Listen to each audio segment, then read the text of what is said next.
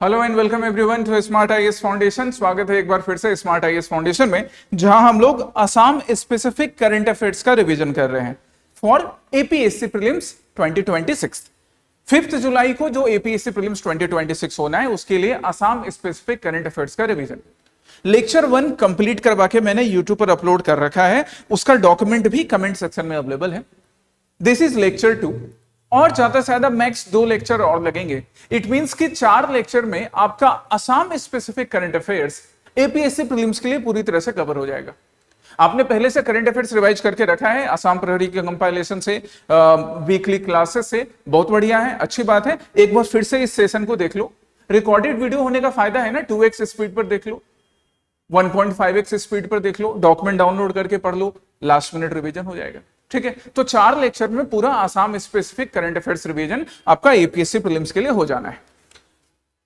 आ जाइए पहले लेक्चर पर। ये जो लेक्चर अगेन आज का भी जो सेशन रहेगा, इस सेशन का डॉक्यूमेंट कमेंट सेक्शन में अवेलेबल रहेगा, तुम वहां से डाउनलोड करके पढ़ लेना। और हाँ, साथ में कमेंट सेक्शन में मैं ऑल असम ओपन टेस्ट का लिंक भी पिन कर दूंगा। जिन्होंने अभी तक रजिस्टर नहीं किया है, ऑफलाइन ऑनलाइन दोनों मोड में ये टेस्ट दे सकते हैं। All Assam open test completely free है। इंग्लिश एसएमएस दोनों में क्वेश्चन एंड सॉल्यूशन रहेंगे, तो आपको चाहे आप इंग्लिश में तैयारी कर रहे हो या एसएमएस में तैयारी कर रहे हो, चिंता की बात नहीं है। चलिए पहला टॉपिक, और बड़ी अच्छी बात देखो आज का कोइंसिडेंस क्या है, कितने बढ़िया कोइंसिडेंस है। कल के लेक्चर 1 में कोइंसिडेंस था कि हमें महापुरुष श्रीमंत शंकर देव का आशीर्वाद के साथ हमने क्लास स्टार्ट किया था। और आज हम लोग एक, not just he is the proud of Assam, he is the proud of India and as a fellow teacher I can say proudly कि आज हम लोग डॉक्टर अतनु नाथ, राइट, इनके साथ हम स्टार्ट कर रहे हैं। इनके साथ ये भी बढ़िया अच्छा कोइंसिडेंस है। तो इनसे रिलेटेड क्या क्वेश्चन आएगा, इन्हें अभी किस अवार्ड से सम्मानित किया गया, किस अवार्ड से सम्मानित किया गया। हम उसको साइंस के फील्ड में ऑस्कर के नाम से भी बुलाते हैं। ये इसको ऊपर लगा दो। हम इसे साइंस के फील्ड में ऑस्कर के नाम से भी बुलाते हैं। एंड अगर हम फॉर्मली बात करें, then he has been awarded with the breakthrough prize. He has been awarded with the Breakthrough Prize and became the first person from Assam or from Northeast to receive this prestigious award. किस category में मिला इनको? Fundamental physics category में मिला। तो doctor अतनु नाथ ने ना सिर्फ असम का, ना सिर्फ नॉर्थ ईस्ट इंडिया का, पूरे इंडिया का नाम रोशन किया, पूरे टीचर्स कम्युनिटी, पूरे बिरादरी का नाम रोशन किया कि अपने वर्क से, हम्बल बैकग्राउंड से आकर टीयू कॉलेज में प्रोफेसर है ना, टीयू कॉलेज नौलबारी असम में प्रोफेसर है। अपने हम्बल वर्क से अगर आपकी मेहनत सच्ची हो ना, तो पूरी दुनिया आपको सलाम करती है। जैसे इन्हें ब्रेक थ्रू प्राइज से सम्मानित किया गया, राइट, बहुत बढ़िया। हम इनके वर्क के बारे में बात करें तो जो फंडामेंटल फिजिक्स में जो इनका वर्क है, ब्रेक थ्रू प्राइज से इन्हें सम्मानित किया गया है, जिसको हम ऑस्कर ऑफ साइंस भी बुलाते हैं। तो यहां पर ना ये एक टर्म याद रखना, प्रीलिम्स में ये क्वेश्चन आता है, मुऑन यहां लिखा हुआ है। What is this muon? इसके बारे में थोड़ा प्रीलिम्स में कितना पूछा जा सकता है कि ये जो मुऑन पार्टिकल है ना, this is similar to electron, लेकिन उसके कंपैरिजन में 200 टाइम्स ज्यादा मासिव होता है। Muon is similar to electron but more massive, 200 times massive as compare to it, और काफी अनस्टेबल भी होता है। अनस्टेबल होने की वजह से ना ये काफी, मतलब फ्रैक्शन ऑफ सेकंड के लिए एग्जिस्ट करता है, और आपको तभी उसको स्टडी करना है। जो सक्सेसफुली स्टडी करने का काम डॉक्टर अतनु नाथ ने किया है। ठीक है, ओके। एक और चीज, he is among the 376 scientist globally, पूरे वर्ल्ड में 376 साइंटिस्ट हैं, और इंडिया में 11 ऐसे साइंटिस्ट हैं या प्रोफेसर्स हैं या टीचर्स हैं। आप उनको टीचर्स बुलाइए, प्रोफेसर्स बुलाइए, साइंटिस्ट बुलाइए। तो ग्लोबली 376 साइंटिस्ट, इंडिया में 11 Indian scientist and teachers and professors, इनके बीच एक नाम डॉक्टर अतनु नाथ का भी है। ये याद रखिएगा, इतना इनके बारे में प्रीलिम्स के लिए। आप नेक्स्ट टॉपिक पर हम चले तो नेक्स्ट टॉपिक हम देखेंगे क्या, नेक्स्ट टॉपिक था डिजिटाइजिंग असम 2.0। असम का जो कल्चरल हेरिटेज है ना, इसको डिजिटाइज करके सेव करना मेंस के लिए भी बहुत इंपॉर्टेंट है। प्रीलिम्स के लिए क्या जरूरी है, आज हम देखते हैं कि असम 2.0, डिजिटाइजिंग असम 2.0 किसके सपोर्ट से हो रहा है? नंदा तालुकदार फाउंडेशन के सपोर्ट से। ये सारी चीजें प्रीलिम्स के लिए बड़ी इंपॉर्टेंट हो जाती हैं। सो नंदा तालुकदार फाउंडेशन के सपोर्ट से, obviously by using the artificial intelligence का हम यूज करेंगे। एआई का यूज करना अच्छी बात है ना, एआई का यूज करने में कोई भी शर्म वाली बात नहीं है। बस एआई का यूज करने के टाइम में हमको अपना एचआई भी अपने पास रखना चाहिए, मतलब ह्यूमन इंटेलिजेंस, कि हम देख सकें सही है गलत है क्या है, राइट, हम इंफॉर्मेशन को फिल्टर कर सकें सही गलत के बीच में। तो ये एक याद रखना है हमें। सो एआई ड्रिवन हमारा एक प्लेटफॉर्म बनेगा जिसमें नंदा तालुकदार फाउंडेशन हेल्प कर रहा है। ठीक है, टारगेट क्या होगा? 2.76 million pages of SME literature would be digitise, कि एसएमएस लिटरेचर का जो रिपोजिटरी है 2.76 मिलियन पेजेस का, हम इसको डिजिटाइज करेंगे। Very nice. थोड़ा और इसके बारे में देखें हम जरा, थोड़ा और देखो क्या है। ये जो प्रोजेक्ट है ऑब्वियसली नंदा तालुकदार फाउंडेशन इस प्रोजेक्ट को सपोर्ट कर रहा है। मटेरियल क्या होगा, जिसमें डिफरेंट एसएमएस लिटरेचर से रिलेटेड बुक्स हैं, जर्नल्स हैं, मैन्यूस्क्रिप्ट है, ये सारी चीजों को यूज किया जाएगा। अब जब डिजिटाइज हो जाएगा ना, जैसे सपोज मान लो ये डॉक्यूमेंट है, यहां पर तुमने जैसे ही सर्च में क्लिक किया नंदा, तो आपको नंदा तालुकदार फाउंडेशन इस पूरे डॉक्यूमेंट में कहां पर है दिख गया। तो उसी तरह से जब हम इसको डिजिटाइज कर देंगे ना, तो हम सपोज किसी भी चीज से रिलेटेड, जैसे हम श्रीमंत शंकरदेव महाप्रभु का नाम लिखेंगे, हम क्या करेंगे, हम सपोज किसी अहोम रूलर का नाम लिखते हैं, हम पर्टिकुलर किसी प्लेस का नाम लिखते हैं, तो जैसे ही आप वो सर्च करोगे आपको रिजल्ट मिल जाएगा। सो डिजिटाइजेशन का प्रोजेक्ट आसामीज लिटरेचर को, जो रिच लिटरेचर है, उस लिटरेचर को सबके लिए इजीली अवेलेबल करवा सकेगा। That would be the great benefit. बाकी हम और इसके लिए मेंस के लिए पढ़ेंगे आगे, पहले भी डिस्कस किया है हमने। चलो नेक्स्ट हमारा टॉपिक क्या है, एफडीआई ट्रेंड इन नॉर्थ ईस्ट। अगेन ये मेंस के लिए भी बड़ा इंपॉर्टेंट टॉपिक है गाइस, याद रखना। पिछले बार भी एपीएससी के मेंस में जो क्वेश्चंस पूछे गए थे करंट अफेयर्स बेस्ड थे, और उनमें से मोस्टली आसाम प्रहरी में कवर किए हुए थे। इस बार भी तुमको अगेन मेंस में भी आसाम प्रहरी उसी तरह से हेल्प करेगा। हम इसको आज प्रीलिम्स के लिए देखते हैं कि ये एफडीआई ट्रेंड से प्रीलिम्स में क्या क्वेश्चन बन सकता है। अच्छा, क्या क्वेश्चन बन सकता है इस एफडीआई ट्रेंड से? जैसे यहां देखो, ये सिर्फ न्यूज़पेपर का क्लिपिंग ही, एक बार देख लो। Assam witnessed FDI inflow of 2.13 million in 2025। मतलब एक फिगर आपको दिख रहा है कि 2025 में 2.13 मिलियन का एफडीआई इनफ्लो हुआ है असम में। बढ़िया, ये फिगर के रूप में याद रखेंगे। और क्या चीजें हैं जो हमें याद रखनी है? 2.13 million right for Assam, right, ठीक है। और पूरे नॉर्थ ईस्ट रीजन की जब हम बात करते हैं ना, तो 2.39 मिलियन, मतलब 2.13 मिलियन आउट ऑफ 2.39 मिलियन। और ये 2.13 मिलियन किसका शेयर? असम का, मतलब सबसे हाईएस्ट असम में आ रहा है, ठीक है। उसके बाद त्रिपुरा 0.23 मिलियन है ना, Manipur 0.03 million, Nagaland 0.01 million. Mains में हम इसको देखेंगे कि किस तरह से डिस्पैरिटी है। प्रीलिम्स के हम याद रखेंगे कि असम को कितना मिल रहा है। मेंस के लिए डिस्पैरिटी है ना, कहां आसाम को 2.13 मिल जा रहा है और बाकी में बाकी स्टेट्स है, नॉर्थ ईस्टर्न स्टेट्स। तो हम मेंस में डिस्कस करेंगे, फिर से एक बार मैं तुम्हारे साथ डिस्कस कर लूंगा, ठीक है। जरा अब हम फ्लो कर, जो एफडीआई का फ्लो हो रहा है आसाम में, इसको एनालिसिस कर लें। तो हाईएस्ट इनफ्लो जो है एफडीआई का आसाम में, the highest inflow occurred in financial year 2021। Financial year 2020-21 में हाईएस्ट इनफ्लो हुआ था, विच रीच्ड 11.19 मिलियन यूएसडी। मतलब 2021 में 11.19 मिलियन यूएस डॉलर आसाम में आया था, ये हाईएस्ट इनफ्लो था। फिर उसके बाद कोविड के बाद से थोड़ी वोलेटिलिटी आई, लेकिन फिर वो ना धीरे धीरे रिकवर कर चुका है, रिकवरी फेज भी ये स्टार्ट हो चुका है। प्रीलिम्स में ऐसे स्टेटमेंट दे सकता है that post Covid the trend of FDI inflow is declining consistently. नहीं भैया, कोविड के बाद डिक्लाइन हुआ और फिर उसके बाद धीरे धीरे ऊपर उठ भी गया है, रिकवरी हो चुका है, right. The trend showed A recovery 2024-2025 में, जहां पर हमको देखा कि हाँ ज्यादा एफडीआई आया है। बढ़िया, नेक्स्ट चलते हैं हम आगे। क्या है? आगे है एनएफआर स्टेशन सिक्योरिंग एफएसएसआई फसाइज ईट राइट सर्टिफिकेशन। यहां से हमको फसाई के बारे में भी जानने मिलेगा, और एनएफ रेलवे को ये जो ईट राइट सर्टिफिकेशन मिला है, इसका सिग्निफिकेंस क्या है उसके बारे में भी जानने मिलेगा। बहुत बढ़िया। नॉर्थ ईस्ट फ्रंटियर रेलवे जो है, इसके कुछ स्टेशन को क्या मिला? ईट राइट सर्टिफिकेशन। यहां देखो ना, लुमडिंग डिवीजन के अंदर। चलो अब हम जरा सर्टिफिकेशन की बात करें। हम फसाई के फिर बारे में बात करेंगे, फसाई कैसी बॉडी है। पहले ईट राइट इंडिया कैंपेन समझ लो। तो ईट राइट से एकदम बड़ा सिंपल सा चीज है। ईट राइट, इसका प्राइमरी ऑब्जेक्टिव होगा कि आप रेलवे स्टेशन पे जो कुछ भी खाओगे वो राइट होगा, हेल्दी होगा, अनहेल्दी नहीं होगा, हाइजीन मेंटेन किया जाएगा। ये ईट राइट का प्राइमरी हमारा ऑब्जेक्टिव हो गया भाई, ठीक है। अब इसकी शुरुआत कैसे होती है या क्या कुछ अभी न्यूज में था? तो 10 स्टेशन जो हैं, 10 स्टेशन और एक divisional canteen under Lumding division of north east frontier railway. 10 railway station और एक divisional canteen under Lumding divisional of NFR north east frontier railway, इनको ईट राइट सर्टिफिकेशन मिला। वैलिडिटी पीरियड भी है यहाँ पर, 2 साल का वैलिडिटी पीरियड है, 2 इयर्स का वैलिडिटी पीरियड। ये सब प्रीलिम्स के लिए ध्यान रखना है। इफेक्टिव फ्रॉम मार्च 30, 2026 से मार्च 29, 2028 तक, मतलब 2 साल तक के लिए। ये जो मिला है अवार्ड, इसके लिए ऑब्वियसली सर्वे वगैरह किया गया, तो हमें उसको जानने की जरूरत नहीं है। कौन कौन से स्टेशन से, जैसे आप नाम देखो, सिलचर, करीमगंज, न्यू हाफलोंग, डीफू, लुमडिंग, लंका, सपारमुख, जागीरोड एंड सारूपथार।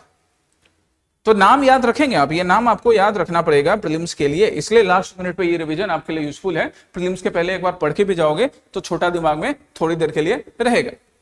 फसाई की हम बात कर लें, फसाई के लिए हमको क्या याद रखना है, तो सबसे पहले ये स्टैच्यूटरी बॉडी है, ऑटोनोमस स्टैच्यूटरी बॉडी, जिसका एस्टेब्लिशमेंट हुआ food safety and standard act 2006 के अकॉर्डिंग। बड़ी रिस्पॉन्सिबिलिटी है भैया इनकी, क्या है कि जितना मिलावट फूड प्रोडक्ट में होता है, चाहे वो कोल्ड ड्रिंक हो, चाहे वो पनीर हो, ये जो हमारे वेजिटेरियन भाई बंधु हैं जो पनीर खाते हैं, नॉनवेज वाले भी तो खाते ही हैं ना हम लोग, ऐसा थोड़ी है कि हमेशा हम लोग जानवरें खाते रहते हैं, वैसा तो नहीं है।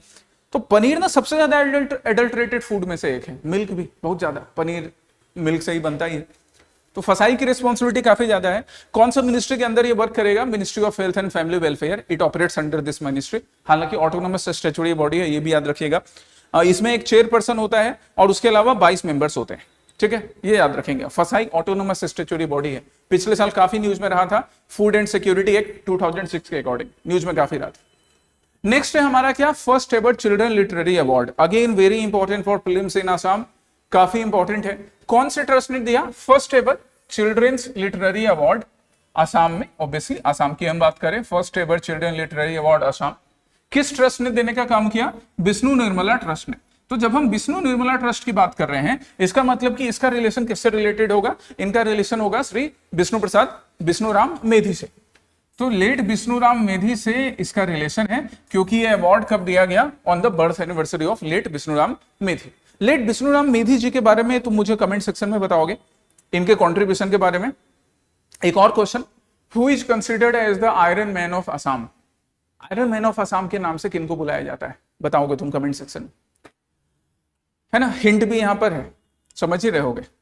अब ये first ever children literary award किसको मिला? डॉक्टर अंजुमनी सैकिया जी को मिला है, डॉक्टर अंजुमनी सैकिया को, उनकी बुक के लिए, फॉर हर बुक जुनतोली जुआ वॉक्स, है ना।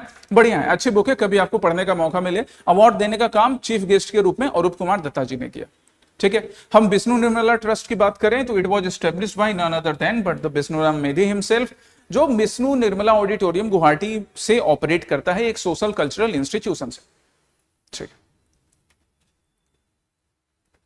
नेक्स्ट हम चलते हैं, यहां पर क्या है, साहित्य रथी लक्ष्मीनाथ बेजबरुआ अवार्ड। ये सारी चीजें प्रीलिम्स के लिए बहुत इंपॉर्टेंट है। साहित्य रथी लक्ष्मीनाथ बेजबरुआ अवार्ड किनको सम्मानित किया गया? डॉक्टर पीतांबर देव गोस्वामी को। Doctor Pitambar Deb Goswami has been awarded with Sahitya Rathi Laxminath Bezbaruah award, है ना, इनको सम्मानित किया गया। ये सम्मानित करने का ये जो हम डॉक्टर पीतांबर देव गोस्वामी की बात कर रहे हैं, तो कौन है ये? ही इज द सत्राधिकार है कहां के? श्री श्री अवनी आति सत्र के। श्री श्री अवनी आति सत्र, मुझे भी सौभाग्य मिला श्री श्री अवनी आति सत्र मौजूली जाने का, कभी अपने एक्सपीरियंस शेयर करूंगा, बड़ा अच्छा लगा। एक गीता की लाइन याद आ गई कि, और वो मैंने पढ़ा, श्री श्री अवनी आति सत्र में भी लिखा हुआ था, गीता की ही लाइन है, कुछ ऐसी है कि when you do not find the path then follow the path of Krishna, कुछ ऐसा ही है, समथिंग सिमिलर, कि जब आपको कुछ नहीं सूझता है आप भगवान कृष्ण को फॉलो करो, है ना। बड़ा अच्छा लाइन है। तो यहीं के सत्राधिकार हैं डॉक्टर पीतांबर देव गोस्वामी, जिन्हें इस अवार्ड से सम्मानित किया गया है। ये 5th साहित्य रथी लक्ष्मीनाथ बेजबरुआ अवार्ड है ना, 5th एडिशन है इसका। कहां पर सम्मानित किया गया? शिवसागर डिस्ट्रिक्ट स्टूडेंट एसोसिएशन, जो कि ऑल असम स्टूडेंट एसोसिएशन आसू का ही एक विंग है, ठीक है।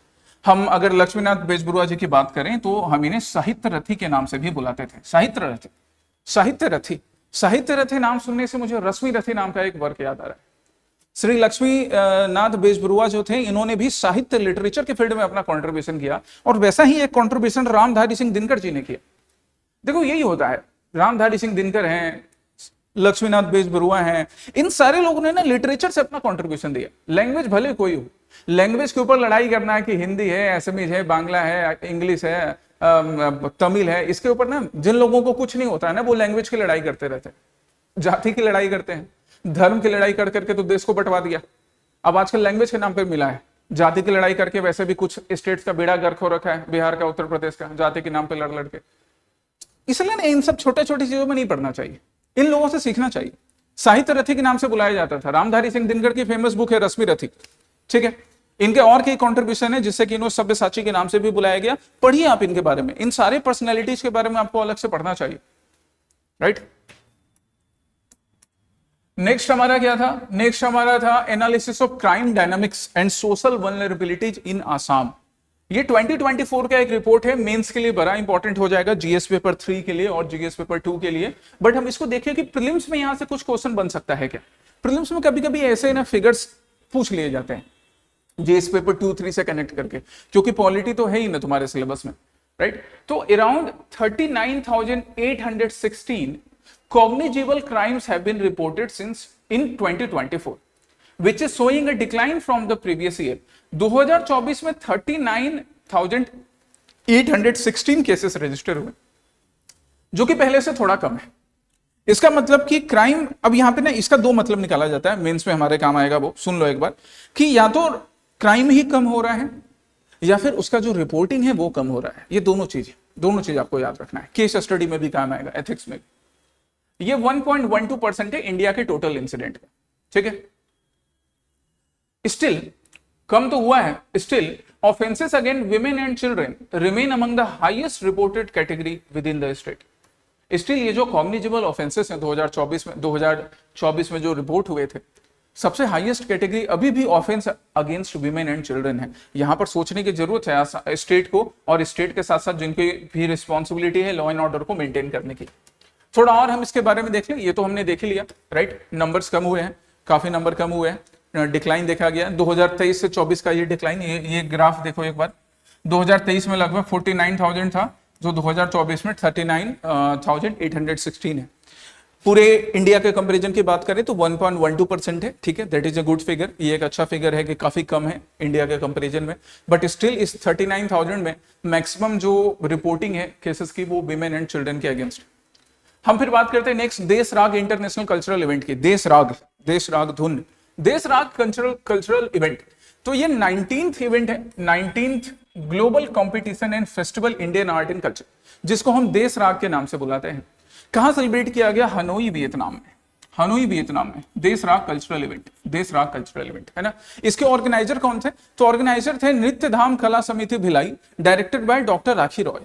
तो देखो यहां से क्या याद रखना है आपको, ऐसे प्रीलिम्स में याद रखना है कि देश राग कल्चरल इवेंट इनफॉर्मली पॉपुलरली देश राग के नाम से बुलाया जाता है, अदरवाइज इसको global competition and festival of Indian art and culture के नाम से। कहां सेलिब्रेट किया गया? हनोई वियतनाम में। ऑर्गेनाइज करने वाले फाउंडेशन का नाम याद रखो, ठीक है। अब यहां पर जो कॉन्टिजेंट गया, उस कॉन्टिजेंट में हम देख सकते हैं इट इंक्लूड्स 4 डिस्टिंग्विश्ड गुरुज, 4 गुरु गए, एंड 2 इंस्ट्रूमेंटलिस्ट्स एंड नियरली 30 पार्टिसिपेंट्स। मतलब ये वाली कैटेगरी एक बार ध्यान रखना, इसको मैं फिर से रिपीट कर देता हूं। 4 गुरु यहां पर गए, है ना, 2 हमारे इंस्ट्रूमेंटलिस्ट गए, किसी इंस्ट्रूमेंट को प्ले करने वाले, और 30 पार्टिसिपेंट गए। इनमें कुछ का नाम आप यहां पर देख लीजिए। जो गुरु गए थे, 4 जो गुरु गए हैं, पंडित विश्वजीत राय चौधरी, विदुषी कुसुम तालुकदार, विदुषी रूमी शैकिया एंड पंडित राजीव चटर्जी। इन 4 गुरुज का नाम आप ध्यान रखेंगे। प्रीलिम्स में ऐसे क्वेश्चन आ सकता है कि this names related to what. और साथ ही जो 2 इंस्ट्रूमेंटलिस्ट गए थे उनका नाम है रूपांकर शर्मा एंड पंडित मुनीन गोस्वामी, ठीक है। नेक्स्ट है फाटा बिहू के बारे में। फाटा बिहू एक सेलिब्रेशन, एक बड़ा यूनिक सेलिब्रेशन, जिसका अपना एक हिस्ट्री भी है, एक बड़ा यूनिक इंसिडेंट है। कहां सेलिब्रेट किया गया? धकवा खाना लखीमपुर में, लखीमपुर डिस्ट्रिक्ट धकवा खाना में, यहाँ पे फाटा बिहू को सेलिब्रेट किया गया। अजय सर तुम्हारे बिल्कुल अच्छे से जानते होंगे, वो भी यहीं से है, राइट। अब हम जरा इसकी बात कर ले जहां सेलिब्रेट किया जा रहा है इसको। तो it is celebrated on the bank of Sarikoria river. Sarikoria river के बैंक पर सेलिब्रेट किया जाता है, याद रखना, इसको पॉइंट कर लो। और जरा सारीकोरिया रिवर के बारे में ना तुम गूगल करके पढ़ भी लेना, ठीक है।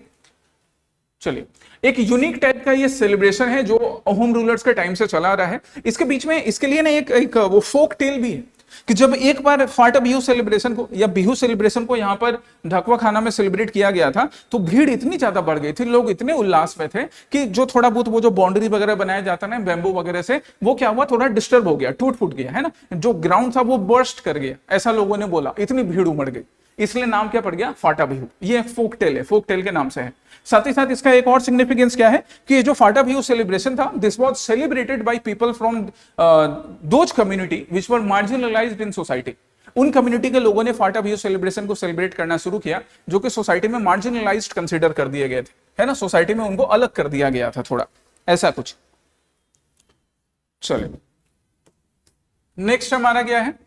अच्छा हाँ, थोड़ा बिहू से रिलेटेड, फाटा बिहू सेलिब्रेशन तो हमने देख लिया, धकवा खाना लखीमपुर में सेलिब्रेट किया गया।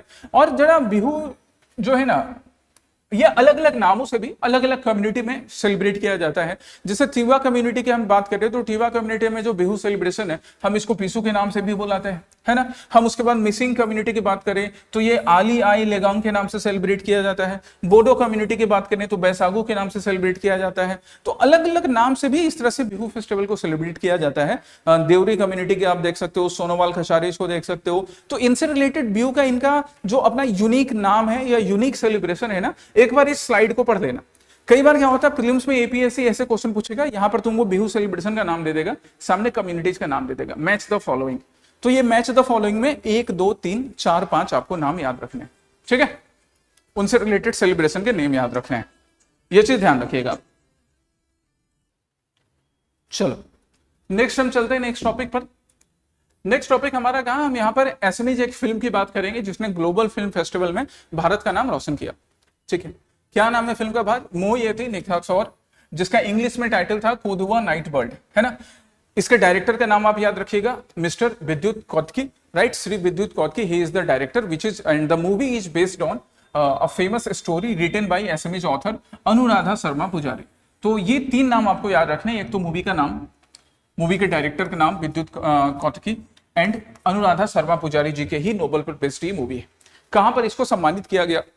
तो जो वर्ल्ड फेस्ट होता है ह्यूस्टन में, है ना, ह्यूस्टन इंटरनेशनल फिल्म फेस्टिवल, जिसको हम वर्ल्ड फेस्ट ह्यूस्टन के नाम से बुलाते हैं, काफी पुराना है, काफी पुरानी हिस्ट्री है, 1961 से चला रहा है। वहां पर इसको बेस्ट फिल्म कैटेगरी से सम्मानित किया गया। It won the best film award, ठीक है, प्लेटिनम रेमी अवार्ड या बेस्ट फिल्म अवार्ड, राइट। इसके साथ साथ गोल्ड रेमी अवार्ड से जो पल्लवी कोत्की जी हैं उनको सम्मानित किया गया। एडिटर के लिए पल्लवी कोत्की इज द एडिटर, इनका नाम भी आप याद रखिएगा। एंड एक और चीज, it was the only Indian feature film in the competition at the festival this year, कि इंडिया की तरफ से जो लाखों मूवीज बनती हैं उन मूवीज में से इकलौती ऐसी मूवी थी जो कि इस ह्यूस्टन फिल्म फेस्टिवल में वहां पर कॉम्पीट कर पा रही थी। बहुत बड़ी बात है ये, ठीक है। चलो नेक्स्ट है हमारा विमेन रिप्रेजेंटेटिव इन असम लेजिस्लेटिव असेंबली। असम के लेजिस्लेचर में विमेन का रिप्रेजेंटेशन क्या? 2026 में असम के इलेक्शंस हुए और इस बार भी विमेन वोटर्स का नंबर तो बढ़ा। Only 7 women candidates secured seat in 126 Assam legislative assembly. Mains में बहुत इंपॉर्टेंट टॉपिक है, इंटरव्यू में भी यहां से क्वेश्चन बनेगा कि 126 में से बस कितने? Only 7, right. This is really a concern. और एक और चीज, हालांकि ऐसा क्वेश्चन पूछे तब तो ये क्वेश्चन पूछना चाहिए प्रीलिम्स में, मेंस में डिस्कस किया जाना चाहिए।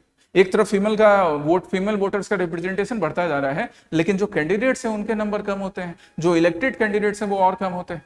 आपको हर चीज के लिए रिजर्वेशन की जरूरत नहीं है कि जब तक फीमेल रिजर्वेशन नहीं होगा तब तक रिप्रेजेंटेशन नहीं बढ़ेगा।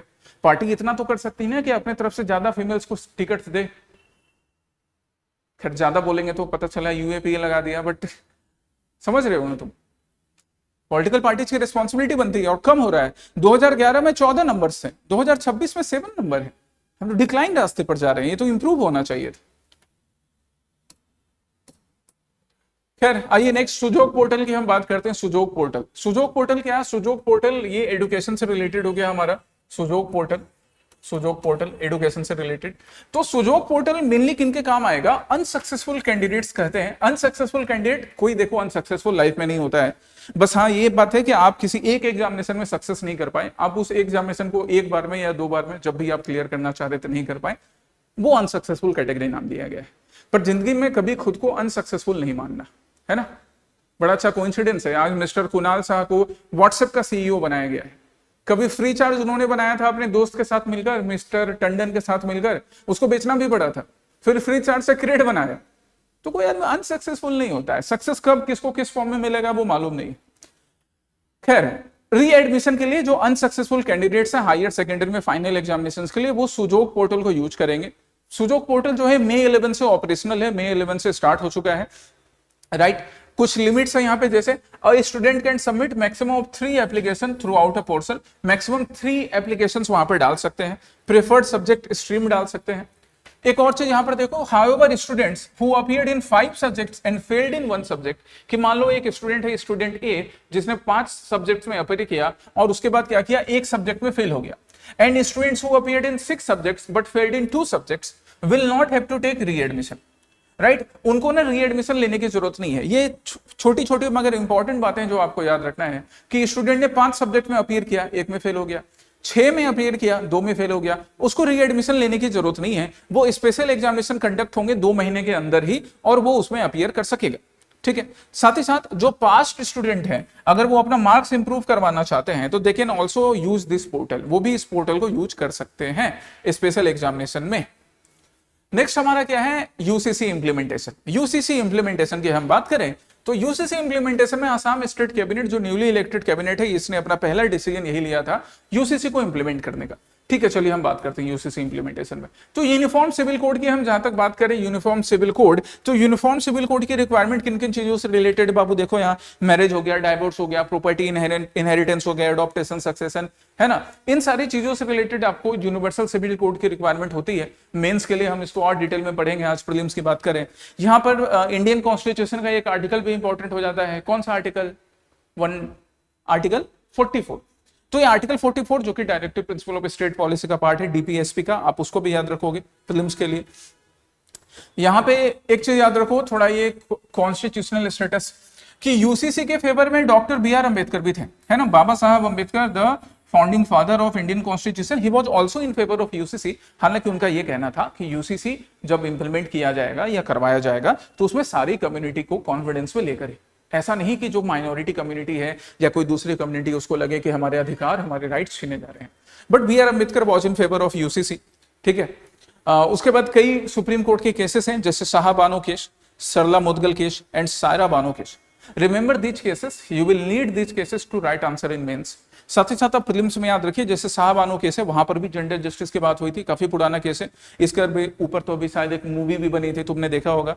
सरला मुदगल केस है, सरला मुदगल केस ने भी एक बार फिर से यूसीसी के इंप्लीमेंटेशन को, स्पेशली जो रिलीजियस कन्वर्जन होते थे उसके लिए यूसीसी इंप्लीमेंट करवाने की नीड को फिर से हाईलाइट कर दिया था। सरला मुदगल केस 1995 का, याद रखो। एंड सायरा बानो केस तो रिसेंट का है, 2017 का।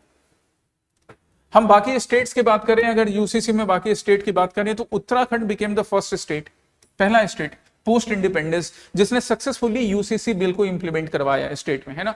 फिर उसके बाद गुजरात की हम बात करें तो Gujarat became the second state in the country after Uttarakhand. और हम आसाम की बात करें तो आसाम में फॉर्मली इसका ड्राफ्ट बना लिया है, तो आसाम उत्तराखंड और गुजरात के बाद नेक्स्ट स्टेट हो जाएगा। गोवा भी एक एक्सेप्शन है, लेकिन गोवा ने क्या किया था, देखो यहां पर देखो, it is the only state in India currently functioning with a UCC following the Portuguese civil code of 1867। मतलब गोवा भी यूसीसी को फॉलो करता है, बट गोवा का जो यूसीसी है ना वो फॉर्मल इस लेजिस्लेटिव प्रोसेस से नहीं आया है जैसे यूके और गुजरात में आया। मतलब यूके, गुजरात और फिर आसाम, गोवा का अपना वो पुर्तगीज सिविल कोड वाला प्रोसेस है, याद रखना है। नेक्स्ट हमारा क्या है, 3 state panchayat who achieved national award. 3 state panchayat जिनको नेशनल अवार्ड से सम्मानित किया गया असम में, और दे सिक्योर्ड द नेशनल अवार्ड।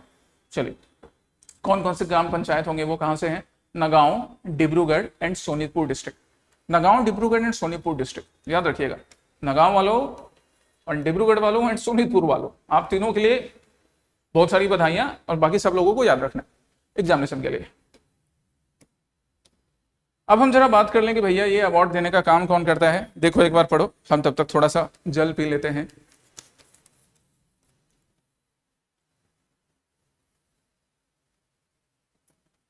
कल बारिश हो रही थी, आज धूप है इतनी। इस बार बारिश काफी कम हो रही है इंडिया में, नहीं? एल नीनो का इम्पैक्ट, फूड प्राइसेस बढ़ जाएंगे ऐसे में।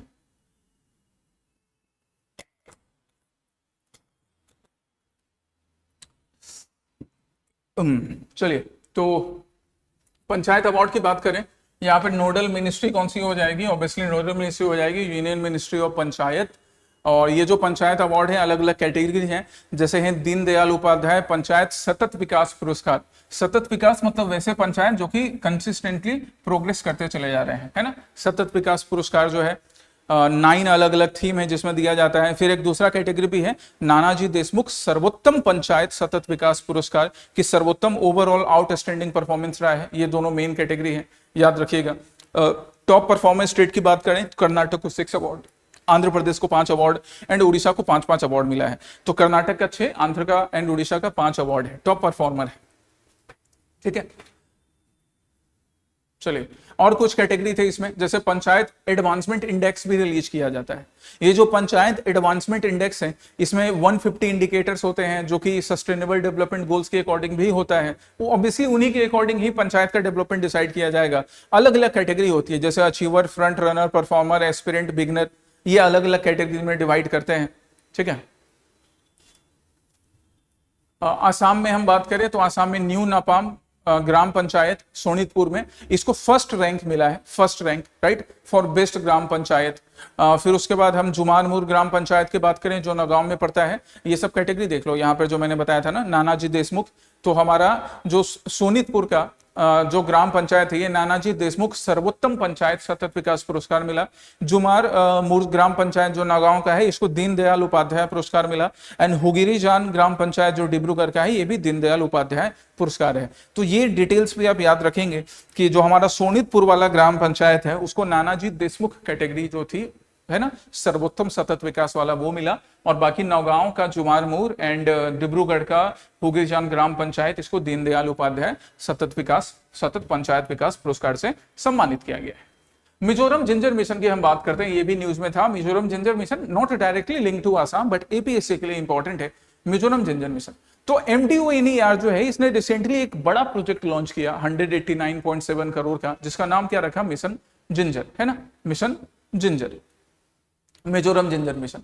अब ये जो मिजोरम जिंजर मिशन है, इससे रिलेटेड आप कुछ चीजें याद रखो। मिजोरम में ये जो जिंजर मिलता है, इसकी क्वालिटीज पर क्वेश्चन आ सकते हैं, राइट। ये ना थोड़ा जनरल साइंस वाला भी टॉपिक हो जाता है, जनरल साइंस वाला भी ये टॉपिक बन जाता है।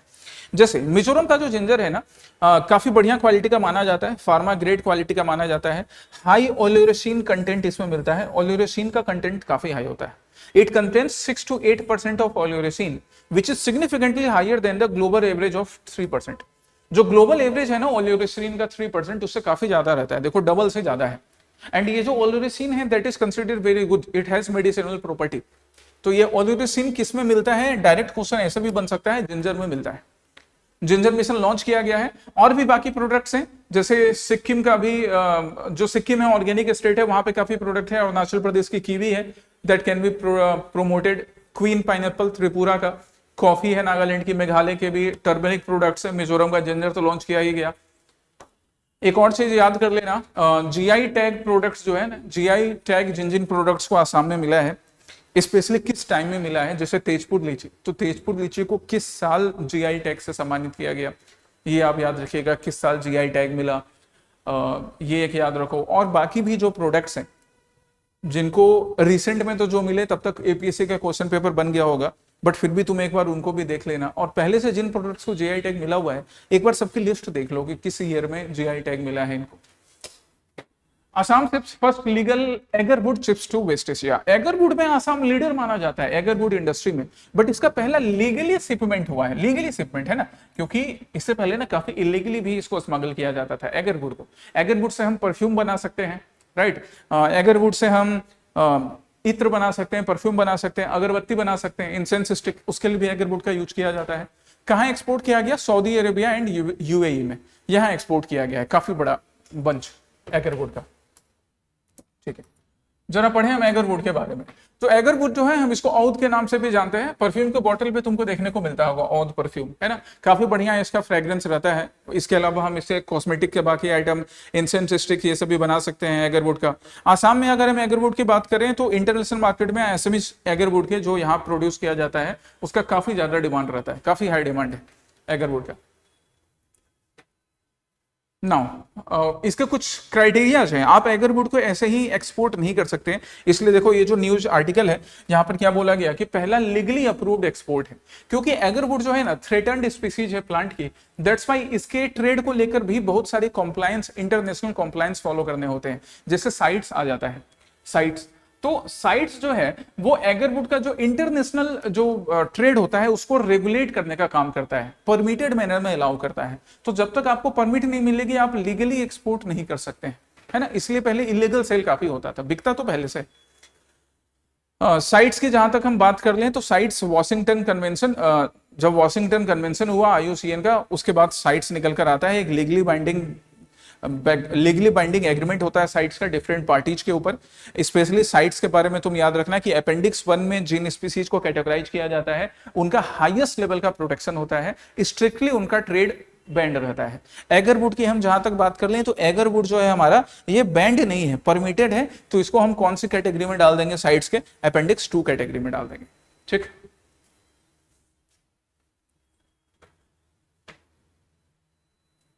आसाम एगरवुड पॉलिसी है, ये मेंस में आपके काम आएगी।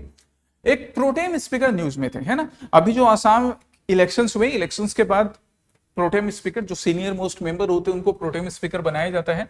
तो किनको प्रोटेम स्पीकर बनाया गया, श्री चंद्रमोहन पटवारी जी को प्रोटेम स्पीकर बनाया गया। राइट, यहां पर आप याद रखिएगा एक आर्टिकल 95(1) फॉर प्रेसिडेंट या article 95(1) pro tem speaker for Lok Sabha and article 181 pro tem speaker for state legislative assembly.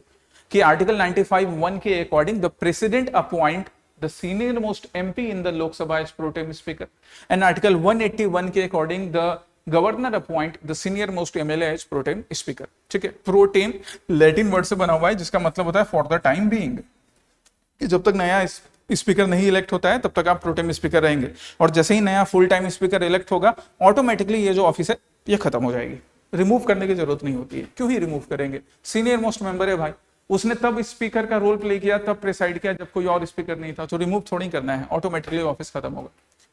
Next है हमारा क्या, रमनी गभरू अवार्ड, बहुत बढ़िया।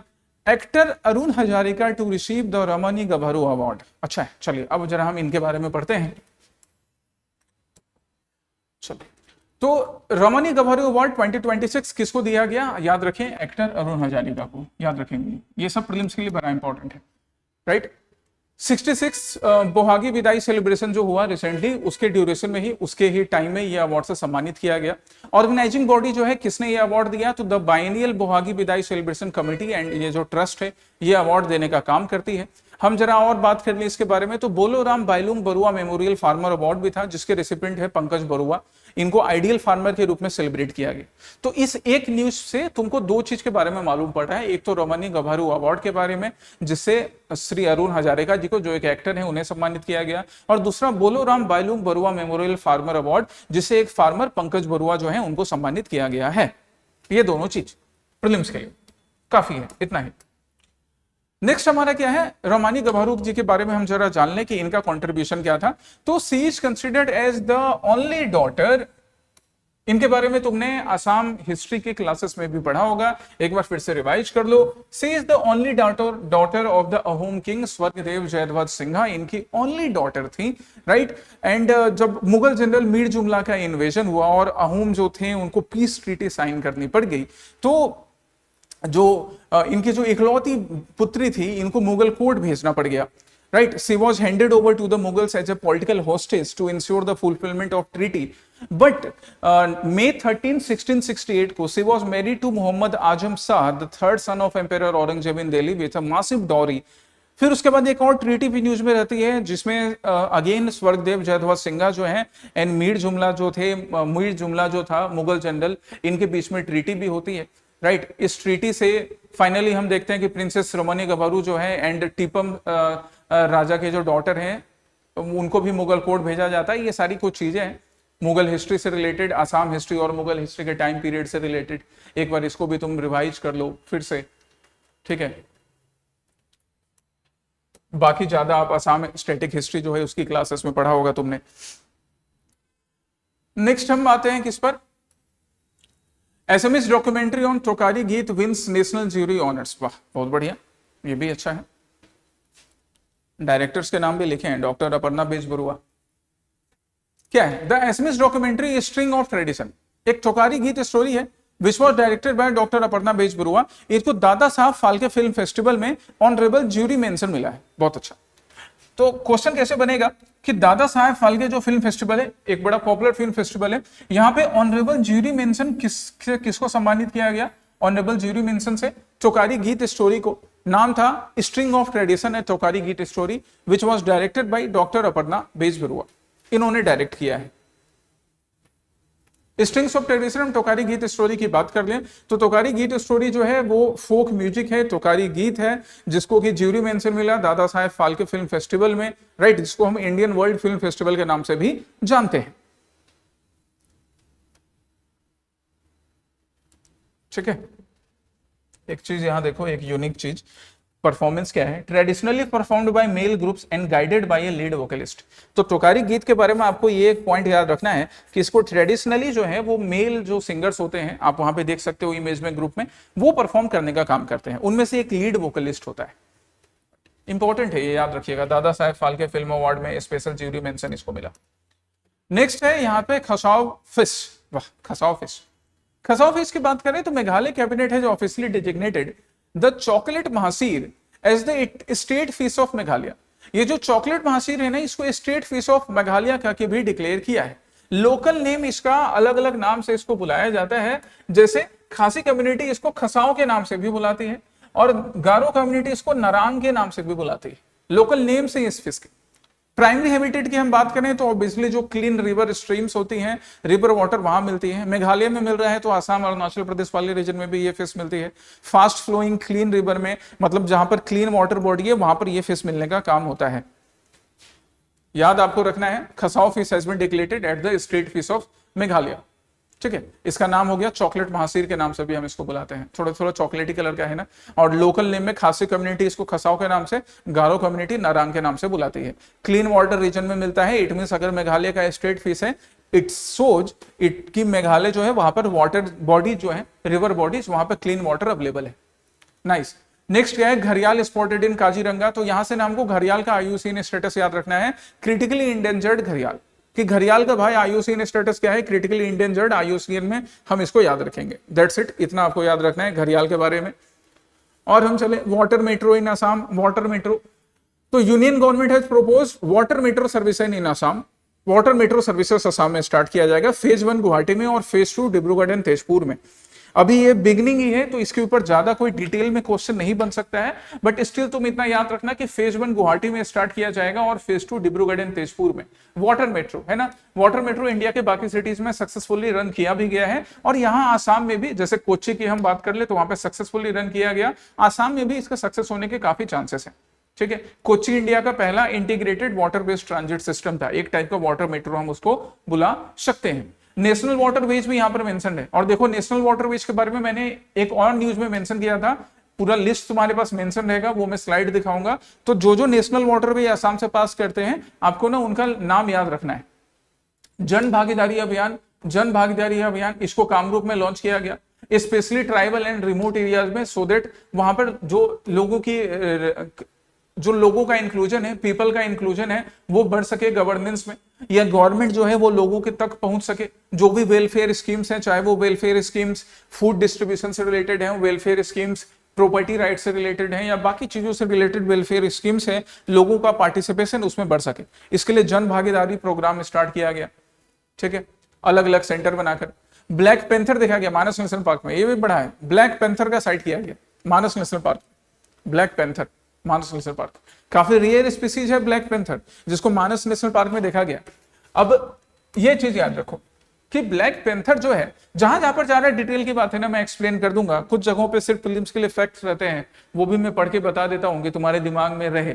ठीक है, और स्टैटिक से जैसे मैंने भी बताया कि अहोम मुगल हिस्ट्री जो थी, अहोम मुगल हिस्ट्री का जो जंक्शन है, वहां से भी कभी कभी क्वेश्चन आते हैं, तो स्टैटिक पोर्शन में भी उसको रिवाइज कर लेना।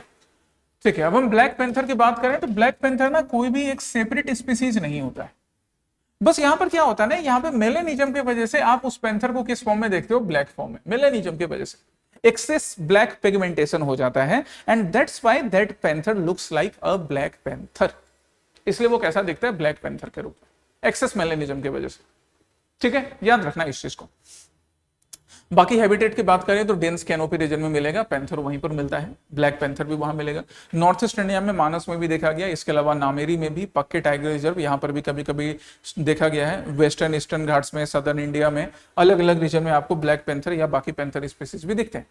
Historic city series initiative, historic city series initiative start किया गया स्पेशली कामाख्या टेम्पल, कामाख्या देवालय जो है, and Ambari archaeological site. These two have been selected for documentation and conservation under historic series 2026-2028 initiative. ठीक है, हिस्टोरिक सीरीज 2026-2028 इनिशिएटिव के अंदर गुवाहाटी से कामाख्या देवालय, Kamakhya temple and Ambari archaeological site को इंक्लूड किया गया है. जरा इस इनिशिएटिव के बारे में देख लो. तो ये जो इनिशिएटिव है ना, north eastern zone council on north eastern zone of the international council on monumental site India जो है, वो इस इनिशिएटिव को इंप्लीमेंट करने का काम करेगी, which is jointly carried out by the drone foundation, the national institute of urban affairs and ICOMOS. तो इन बॉडीज का नाम आपको याद रखना है कि ये बॉडीज साथ में मिलकर हिस्टोरिक सिटी सीरीज इनिशिएटिव को इंप्लीमेंट करवाने का काम करते हैं, not just for the Assam but for the entire north east, पूरे एंटायर नॉर्थ ईस्ट के लिए. इसके लिए अलग अलग सिटीज को सिलेक्ट किया जाता है, जैसे ऑब्वियसली गुवाहाटी में भी हमने देखा, गुवाहाटी के अलावा अगरतला, हाजो, इम्फाल, जोवाई, शिलोंग, तेजपुर, इन सिटीज को भी सिलेक्ट किया गया है. यहाँ पे जो भी हिस्टोरिक प्लेसेस होंगे, चाहे वो टेम्पल हो, चाहे वो मॉस्क हो, चाहे चर्च हो, चाहे केव हो, राइट, या बाकी और भी कुछ हिस्ट्री से रिलेटेड, रिच कल्चर से रिलेटेड इस रीजन का होगा, that would be preserve, that would be promoted. हम कामाख्या टेम्पल की बात करें तो कामाख्या टेम्पल शक्तिपीठ है, अभी अंबुबाची मेला वहां पर ऑर्गेनाइज हो रहा है, राइट, तांत्रिक शक्ति का भी शक्तिपीठ माना जाता है. आमबारी की बात करें तो ये भी एक हिस्टोरिकल प्लेस है which hold the rich culture of Assam. ICOMOS एक नॉन गवर्नमेंटल ऑर्गेनाइजेशन है. आईकॉमोस यहां पर तुमने देखा, आईकॉमोस जो कि मेनली इसको इंप्लीमेंट करवाने का काम करता है, एक नॉन गवर्नमेंटल ऑर्गेनाइजेशन है, and also official advisory to the UNESCO, UNESCO के लिए ऑफिशियल एडवाइजरी का भी काम करता है आईकॉमोस, याद रखेंगे आईकॉमोस. 224th death anniversary of the Sarbananda Singhal. अच्छा है, ये भी न्यूज में था, ये न्यूज भी था कि Assam observe the 224th death anniversary, जिसको कि हम तिरोभव तिथि के नाम से भी बुलाते हैं, तिरोभव तिथि के नाम से. ये आपको ये ऑर्डर याद रखना है कि कौन सा नंबर था, 224th है ना. इनके जो इनका कंट्रीब्यूशन था, जो जिस कंट्रीब्यूशन से इन्होंने स्पेशली एक नई पहचान दी असम को, स्टेट को एक नई पहचान दी, उसको सेलिब्रेट किया गया. स्वर्गदेव सर्बानंद सिंघल जी को, उनकी डेथ एनिवर्सरी को सेलिब्रेट किया गया, जिसे हम तिरोभव तिथि के नाम से बुलाते हैं. हम जरा इनके बारे में बात कर लें. अगेन ये स्टैटिक पार्ट है, तो इसलिए मैं बस थोड़ा सा तुम्हें पढ़ के बता देता हूं. तुमने अभी स्टैटिक क्लासेस में देखा होगा. He was the founder and first ruler of the Mathura kingdom, right, जिन्होंने 1788 से 1805 के अराउंड रूल किया था. ये सब आप एक बार फिर से अपने स्टैटिक क्लासेस में भी मैच कर लेना. ओरिजिनली इनका नाम मजेरा था, but he belong to the Buruk Sutiya clan. Religious background की बात करें तो he was a disciple of Aniruddha Dev, ये याद रखेंगे आप, है ना, ये चीज याद रखेंगे आप. ठीक है. Name adoption, he took the name of Sarbananda after his formal initiation into the Mayamara sect. Mayamara sect में फॉर्मल इंक्लूजन के बाद इन्होंने सर्बानंद नाम एडॉप्ट किया. मामोरिया रिबेलियन में भी इन्होंने एक मेजर रोल प्ले किया है. तो ये सारी चीजें जो स्टैटिक असम हिस्ट्री से रिलेटेड है, ये यहाँ पे करंट अफेयर्स में था. Why? Because we celebrated the 224th death anniversary, तिरोभव तिथि. इनके मेजर कॉन्ट्रीब्यूशन से, अगेन स्टैटिक पार्ट से रिलेटेड, एक बार आप पढ़ लोगे. नेक्स्ट हम करंट अफेयर्स में चलते हैं. ढोल इज रिटर्न टू काजीरंगा. अच्छा, ढोल स्पीसीज के बारे में चलते हैं. ढोल स्पीसीज के बारे में, ढोल स्पीसीज. तो ये ढोल क्या है एक्चुअली में? This is Asiatic wild dog. Current वाला जो भी पार्ट है उसको मैं पूरा एक्सप्लेन कर देता हूं. स्टैटिक वाला पार्ट तुमको अपने स्टैटिक नोट से भी पढ़ते जाना है, वहां से रिवाइज करना है. ढोल एक्चुअली में एशियाटिक वाइल्ड डॉग है. कहां पर अभी उसको देखा गया? काजीरंगा वाले रीजन में देखा गया. ठीक है, अब हम जरा इसके बारे में बात करेंगे, ढोल के बारे में. तो ढोल के बारे में जब हम बात करते हैं, सबसे पहले IUCN स्टेटस इंडेंजर्ड. आज बहुत सारे स्पीसीज तुमको इस करंट अफेयर सेशन में मिलेंगे, पहले भी मिला है, उसका IUCN स्टेटस याद रखना है. सिविल सर्विस एस्पिरेंट का रिस्पॉन्सिबिलिटी कि जब भी कोई स्पीसीज मिले उसका IUCN स्टेटस पढ़ लेगा. साइट्स अपेंडिक्स 2 में रखता है. अपेंडिक्स 1 में जो है उनका ट्रेड प्रोहिबिटेड है. अपेंडिक्स 2 में जैसे एगरवुड है, ट्रेड परमिटेड. ढोले भी जो है अपेंडिक्स 2 में है. ठीक है. वाइल्ड लाइफ प्रोटेक्शन एक्ट की बात करें तो इंडिया के वाइल्ड लाइफ प्रोटेक्शन एक्ट में शेड्यूल 1 में है. ठीक है, पहले शेड्यूल 2 में था, अब उसको शेड्यूल 1 में ले आया गया है. मतलब काफी maximum degree of protection India में मिलेगा. सो ये ढोल एशियन वाइल्ड डॉग के नाम से मिलता है. आप इसको जंगलों में देखोगे, है ना. वुल्फ से थोड़ा डिफरेंट होता है, right, because they do not bark whole, वो हू करके साउंड निकालते हैं, थोड़ा ऐसा सब कुछ है. ये नॉर्मल फीचर्स है. IUCN स्टेटस आप याद रखिएगा. नेक्स्ट है हमारा क्या? रूपमणि गौर के बारे में हम बात करते हैं. वाह, इन्होंने हिस्ट्री बनाई. Assam Rupamani Gaur makes history as first women from state to scale mount Everest with ITBP team. First women from Assam, मतलब सैल्यूट है. क्या बढ़िया काम है। एक बड़ी अच्छी मूवी है पूर्णा नाम की मूवी, वो भी एक बच्चे के बारे में है, एक लड़की के बारे में है, काफी कम उम्र में एवरेस्ट फतेह किया था उसने, पूर्णा महालावत। ठीक है, so Rupamani Gaur a young mountaineer became the first woman from Assam to successfully scale mount Everest. याद रखिएगा, हाईएस्ट माउंटेन पे सक्सेसफुली स्केल किया। कब? 21 मई 2026 को। She was part of the Indo Tibetan border police force, इस टीम की पार्ट थी, आईटीबीपी टीम की पार्ट थी। इनके बारे में हम बात करें रूपमणि गौर जी के बारे में, तो she is the native of Lilabari in Lakhimpur district, Lakhimpur district से हैं। आईटीबीपी इन्होंने 2020 में ज्वाइन किया था। अच्छा, Indo Tibetan border police force की पार्ट की ये इन परमानेंट मेंबर है। ठीक है, इन्होंने ज्वाइन किया था इसे। नेक्स्ट है हमारा साहित्य एकेडमी अवार्ड 2026, साहित्य एकेडमी अवार्ड 2026। तो साहित्य एकेडमी अवार्ड के बारे में हम जरा बात करें। साहित्य एकेडमी अनाउंस 2025 एनुअल अवार्ड्स। ठीक है, 24 recognising literary excellence in 24 Indian languages. Assam से साहित्य एकेडमी अवार्ड में क्या क्या मिला? तो Assam has claimed 2 of the prestigious साहित्य एकेडमी अवार्ड। बड़ा इंपॉर्टेंट है, ये सारी चीजें कल्चर का पार्ट है और कल्चर में यहां से बड़े क्वेश्चंस आते हैं। किसको? 2 लैंग्वेज कैटेगरी में, SMH and Bodo language category में। और जो नोटेड एसएमएस राइटर है जैसे देवव्रत दास, आप इनका नाम याद रखेंगे, देवव्रत दास, देवव्रत दास, आप यहाँ पिक्चर देख सकते हैं, देवव्रत दास। एंड दूसरी कौन है? दूसरी है बोडो लैंग्वेज कैटेगरी में सहाय सुली ब्रह्म। इन दोनों को साहित्य एकेडमी अवार्ड से सम्मानित किया गया।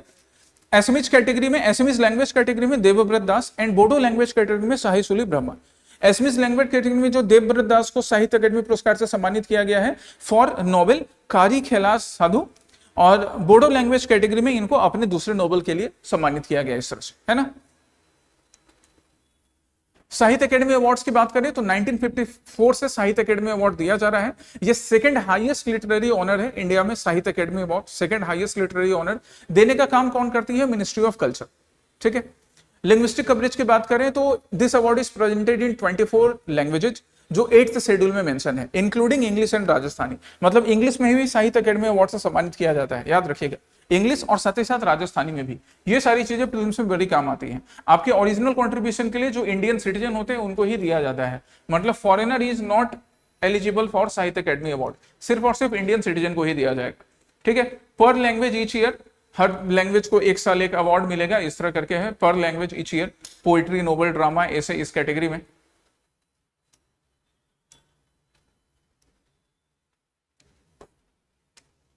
यहाँ पे कुछ रिकॉर्ड है, जैसे 1954 की बात करें बावना फूल से, है ना, जतिन्द्रनाथ द्वारा जी को दिया गया 1964 में, 1960 में, 1961 में, 1964 में, 1966 में, 1995, 1996, अलग अलग टाइम में इस तरह से अलग अलग लोगों को साहित्य अकेडमी अवार्ड से सम्मानित किया गया है।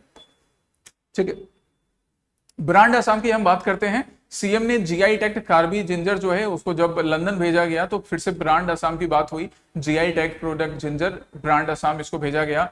यहाँ पे याद रखो, ये देखो बड़ा इंपॉर्टेंट पार्ट है, अभी मैं जीआई टैग की बात कर रहा था, इसके बाद Karbi Anglong ginger received GI tag in 2015।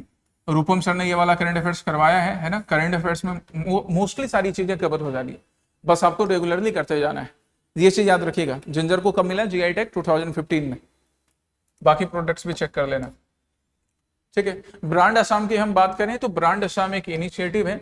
Brand Assam is an initiative to promote different agricultural products, handloom products, है ना, and other traditional products from Assam which hold very high quality.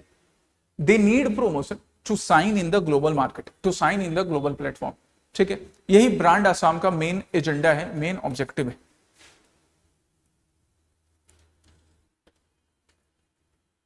ये गलती से 2 बार कॉपी हो गया। ठीक है, नेक्स्ट क्या था? हस्ती कन्या ऑफ इंडिया। वाह, यहाँ पे आदरणीय राष्ट्रपति हैं। ठीक है, और यहाँ पर श्रीमती पार्वती बरुआ जी को, जिनको हम हस्ती कन्या के नाम से भी बुलाते हैं, she is a legend from Assam, 67 years की हैं ये। देखो यही सारी चीज सीखने की बात है कि 67 ईयर्स में भी इन्होंने अपनी बहादुरी का, अपने जज्बे का प्रमाण दिया। श्रीमती पार्वती बरुआ, अ legend from Assam, 67 years old. यहां 20-25 में तुम लोगों का हिम्मत जवाब दे जाता है, और ये 67 ईयर्स में इतना बढ़िया काम कर रही है। Countless rescue from fearless heart life devoted to elephants, है ना। क्या बात है, कई रेस्क्यू का काम किया है इन्होंने, इसलिए इनको हस्ती कन्या के नाम से बुलाते हैं। इनका सिग्निफिकेंट रिकॉग्निशन अब हम जरा डिटेल में बात कर लें तो वाइल्ड लाइफ कंजर्वेशन के लिए है ना, जो ऑब्वियसली एलिफेंट किलिंग होती थी उससे बचाने का काम इन्होंने किया, इसलिए इनको हस्ती कन्या या फिर डॉटर ऑफ एलिफेंट्स के नाम से बुलाया जाता है। बहुत इंपॉर्टेंट, रिमेंबर दिस। कब से काम कर रही है? 14 साल की उम्र से, अभी 67 ईयर्स की हो गई है। तो राष्ट्रपति ने इस बार सम्मानित किया इनको हस्ती कन्या के नाम से, इनके कंट्रीब्यूशन के लिए। किस अवार्ड से सम्मानित किया गया इनको? पद्मश्री से, Padma Shri, the 4th highest civilian honour. ठीक, इसके अलावा इनको और भी अवार्ड से सम्मानित किया गया है। She is the member of the IUCN Asia elephant specialist group. और देखिए हम notable award global 500 roll of honour award से भी, ऑब्वियसली अखोम गौरव अवार्ड से भी सम्मानित किया गया है, और अभी पद्मश्री से सम्मानित किया गया।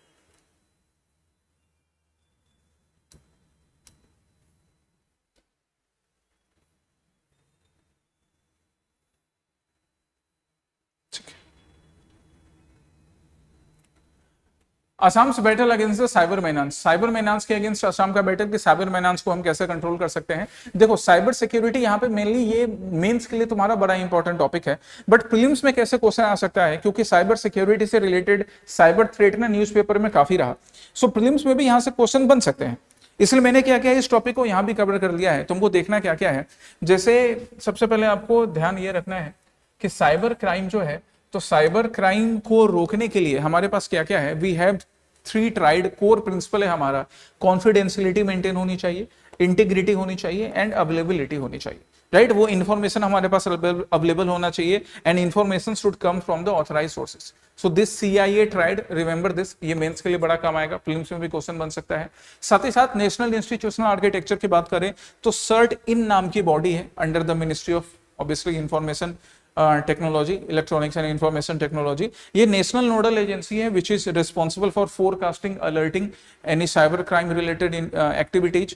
ठीक है, it mandates entities to report breaches within 6 hour, कि अगर किसी एंटिटी में कोई भी साइबर रिलेटेड कोई क्राइम हुआ है तो 6 घंटे के अंदर वो रिपोर्ट करे, सर्ट उसको डील करने का काम करेगी। साथ ही साथ I4C जो कि मिनिस्ट्री ऑफ होम अफेयर्स के अंदर काम कर रही है, ये लॉ इन्फोर्समेंट एजेंसीज के साथ कोऑर्डिनेट करती है साइबर क्राइम रिलेटेड इवेंट्स में। ठीक है, इनको प्रीलिम्स के लिए याद रखिएगा। और प्रीलिम्स के लिए आपको क्या याद रखना है, जैसे भारतीय न्याय संहिता जिसने IPC को रिप्लेस किया, उसके सेक्शन 318 में it punishes cheating by personating using computer resources, कि कंप्यूटर रिसोर्स यूज करके अगर आप पर्सोनेट करके कि किसी दूसरे पर्सन की आइडेंटिटी लेकर चीट करते हो, तो भारतीय न्याय संहिता के सेक्शन 318 के अंदर किसी दूसरे पर्सन की आइडेंटिटी थेफ्ट करने की कोशिश करते हैं इलेक्ट्रॉनिक मेजर से, तो भारतीय न्याय संहिता के सेक्शन 319 के अंदर भी प्रोविजंस है कि उन क्राइम्स, क्रिमिनल्स के अगेंस्ट या उन पर्सन के अगेंस्ट एक्शन लिया जाएगा। ये दोनों याद रखिएगा, प्रीलिम्स में अभी UPSC ने भी ऐसे क्वेश्चन पूछे थे। पानी पी लो, मैं जरा एक बार देख लो इसको।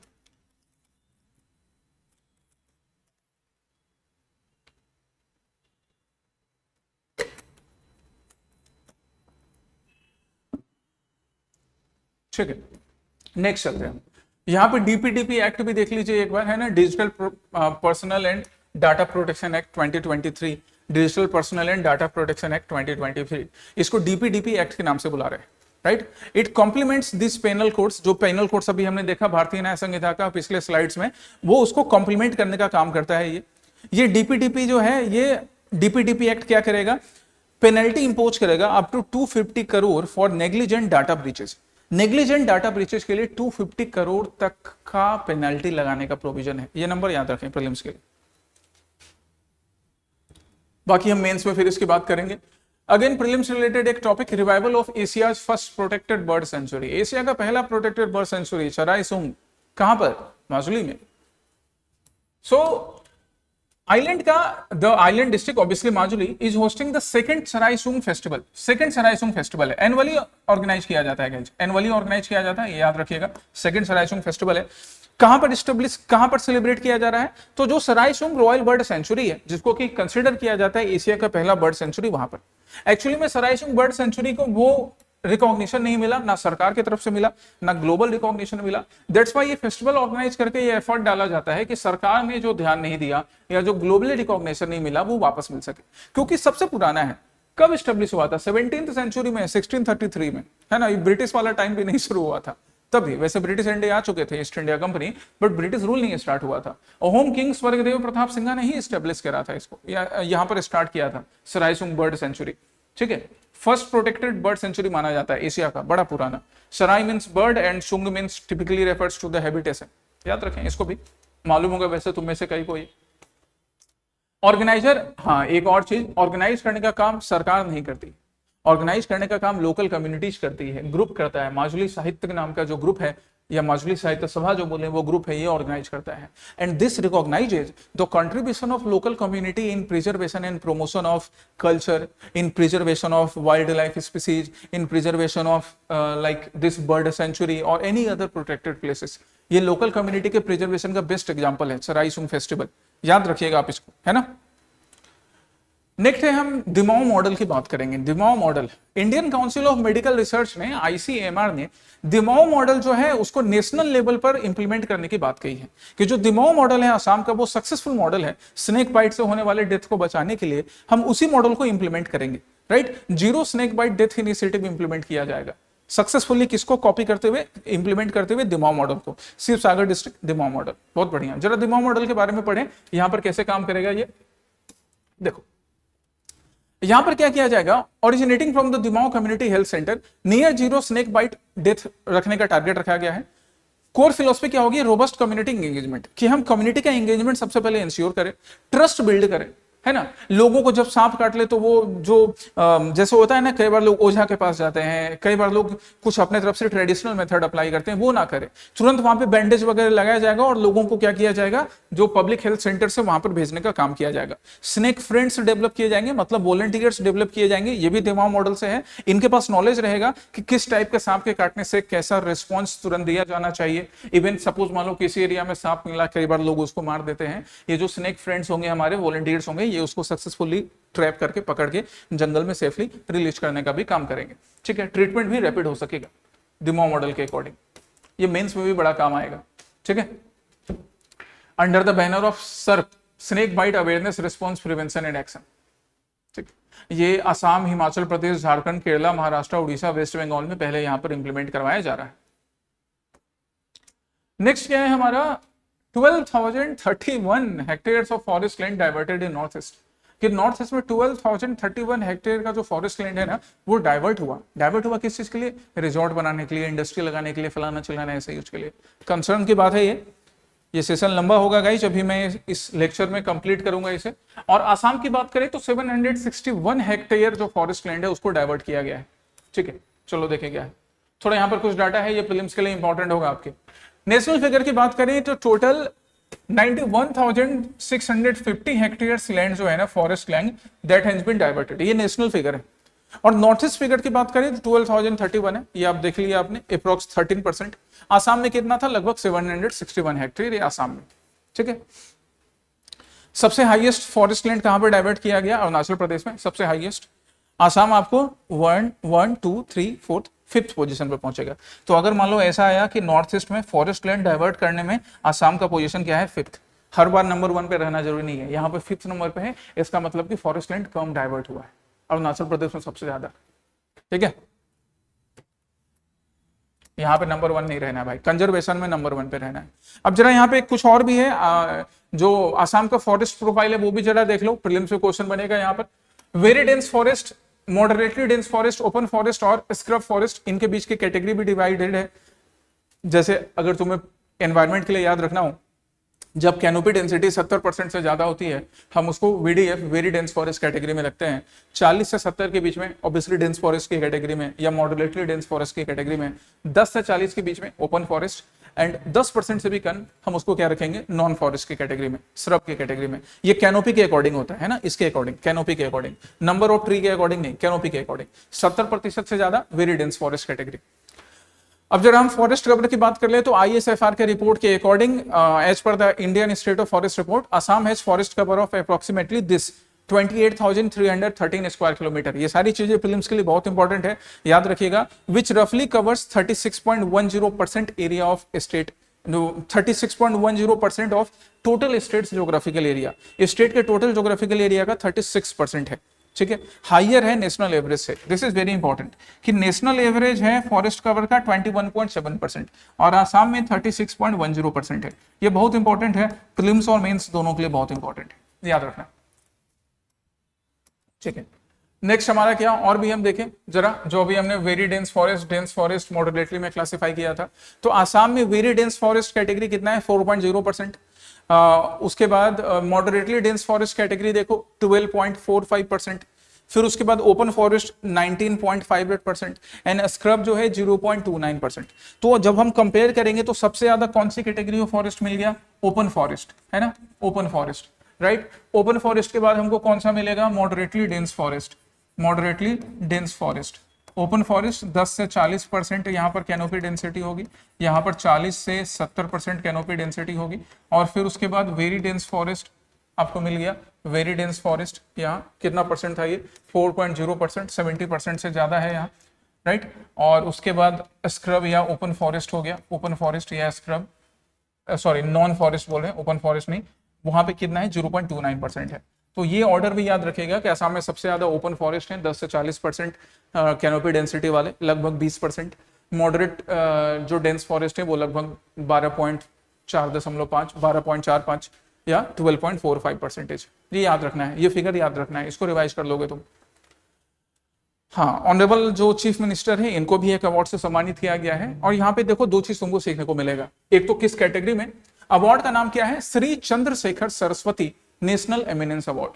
Shri Chandrashekhar Saraswati national eminence award 2025 में Shri Himanta Biswa Sarma, who is the chief minister of Assam, has been awarded in public leadership category. Category याद रखना है बाबू, क्योंकि बाकी कम्युनिटी लीडरशिप कैटेगरी में अलग पर्सन को, है ना, सोशल लीडरशिप कैटेगरी में अलग पर्सन को, तो पब्लिक लीडरशिप में ऑनरेबल चीफ मिनिस्टर को सम्मानित किया गया। इसी पब्लिक लीडरशिप कैटेगरी में 2024 में डॉक्टर एस जयशंकर को भी सम्मानित किया गया था। किस अवार्ड से, Shri Chandrashekhar Saraswati national eminence award. इसका 68th एडिशन अभी सेलिब्रेट किया गया था। ठीक है, ये किन के नाम पर दिया जाता है, सॉरी 68th एडिशन बोल रहा हूं, सॉरी एक मिस्टेक यहां पे सही कर लो। ये साउथ इंडियन सोसाइटी जो है, साउथ इंडियन एजुकेशन सोसाइटी, वो देने का काम करती है।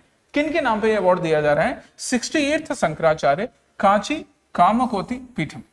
ठीक, 68th शंकराचार्य, तो पब्लिक लीडरशिप कैटेगरी में दिया गया। डॉक्टर एस जयशंकर को भी पब्लिक लीडरशिप कैटेगरी में 2024 का यह अवार्ड से सम्मानित किया गया था। एक डिस्प्यूट था जो न्यूज में था, है ना, किस चीज को रिलेटेड था ये, village grazing reserve and professional grazing reserve को लेकर। जरा इन दोनों चीजों को समझ लो, प्रीलिम्स के लिए काम आएंगे, मेंस में भी होगा, हम प्रीलिम्स की बात कर रहे हैं आज। विलेज ग्रेजिंग रिजर्व क्या होते हैं, ध्यान से देखो, those land which is set aside specifically for the cattle grazing. Cattle grazing के लिए जिस जमीन को अलग कर दिया जाता है, जहां पर लोकल विलेजर्स जो है वो वहां पे अपने जानवरों को चराने के लिए ले जा सकते हैं, कैटल ग्रेजिंग के लिए, हम उसको क्या बोलते हैं, वीजीआर। एंड पीजीआर क्या हो गया, professional grazing, land reserve for professional grazers. Professional grazers के लिए हम पीजीआर लैंड असाइन करते हैं। तो ये वीजीआर एंड पीजीआर में क्लासिफिकेशन होता है। एक और चीज यहां पर ध्यान रखिए, ये सब प्रीलिम्स के लिए, आज हम प्रीलिम्स की बात कर रहे हैं सिर्फ। Chapter 10 of the Assam land and revenue regulation 1886 क्या बोलता है कि land in this belts can not be transferred to non tribal people. उनको परमानेंटली ट्रांसफर नहीं किया जा सकता। ये मेंस में भी काम आएगा, प्रीलिम्स में भी याद रखें। मतलब यहाँ पे कोई permanent settlement non tribal people का अलाउ नहीं किया जाएगा। यहां न्यूज में कार्बी एंगलोंग ऑटोनोमस काउंसिल भी था। Karbi Anglong autonomous council, right, इसका फॉर्मेशन होता है एक्चुअली में किस नाम से, ओरिजिनली मिकीर हिल्स के नाम से, और इसको वापस से रिनेम किया जाता है कार्बी एंगलोंग डिस्ट्रिक्ट काउंसिल के नाम से 1976 में। ये याद रखिएगा आप, पहले मिकीर हिल्स के नाम से फॉर्मेशन हुआ और फिर कार्बी एंगलोंग डिस्ट्रिक्ट काउंसिल के नाम से 1976 में इसको रिनेम किया गया है। परीक्षा पे चर्चा 2025, ब्रह्मपुत्रा रिवर में ही परीक्षा पे चर्चा का 9th एडिशन प्रधानमंत्री मोदी ने किया, है ना। कहां पर, ब्रह्मपुत्रा रिवर में, कहां पर, कौन से जो क्या बोलते हैं वेसल था, उसका नाम क्या है, एमबी सरायदेव सेकंड।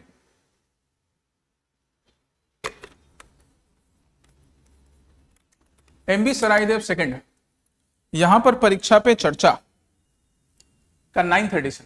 ठीक है, एमबी सरायदेव सेकंड। परीक्षा पे चर्चा की बात करें, प्रीलिम्स सिंस आसाम में हुआ है ना, तो एपीएससी प्रीलिम्स के लिए देखो इंपॉर्टेंट है। 9th एडिशन है, 2018 में स्टार्ट हुआ था। प्रधानमंत्री मोदी की जो बुक थी exam warriors best selling book बनी, उससे इंस्पायर्ड होकर यहाँ पे प्रधानमंत्री नरेंद्र मोदी परीक्षा में किस तरह से स्टूडेंट प्रेशर को हैंडल कर सकते हैं उसको डिस्कस करते हैं। तुम्हारे भी काम आएगा भाई, देख लेना, पिछले बार का वीडियो रिकॉर्डिंग होगा ही। एमवी सरायदेव की हम बात करें, एमवी सरायदेव 2 की बात करें तो it is operated by inland water transport. Inland water transport operate करता है इसको, है ना। ये एक प्रोमिनेंट वेसल है used for river tourism and state functions on national waterway 2। Brahmaputra पे जो नेशनल वाटरवे 2 है, यहाँ पर एमवी सरायदेव सेकंड को यूज किया जाता है। 25 स्टूडेंट ने पार्टिसिपेट किया था from class 8 to class 11। Class 8 to class 11 के 25 स्टूडेंट ने पार्टिसिपेट किया, जो ना सिर्फ गुवाहाटी से थे बल्कि गुवाहाटी के अलावा, मतलब कामरूप मेट्रो के अलावा कचार, दिमा हसाओ, कोकराझार, कार्बी एंगलोंग, इन रीजन से भी थे। तो ये ना वो दिखा रहा है कि सिर्फ और सिर्फ जो मेन अर्बन एरिया है सिर्फ वहां के स्टूडेंट नहीं, डाइवर्स अलग अलग रीजन से भी स्टूडेंट्स आएंगे और इसमें पार्टिसिपेट करेंगे। प्रधानमंत्री राष्ट्रीय बाल पुरस्कार भी न्यूज में था। ये देखो हमारी छोटी सी बच्ची प्रधानमंत्री राष्ट्रीय बाल पुरस्कार से इसको सम्मानित किया गया। बस 9 साल की है, यहाँ पे ऑनरेबल प्रेसिडेंट है।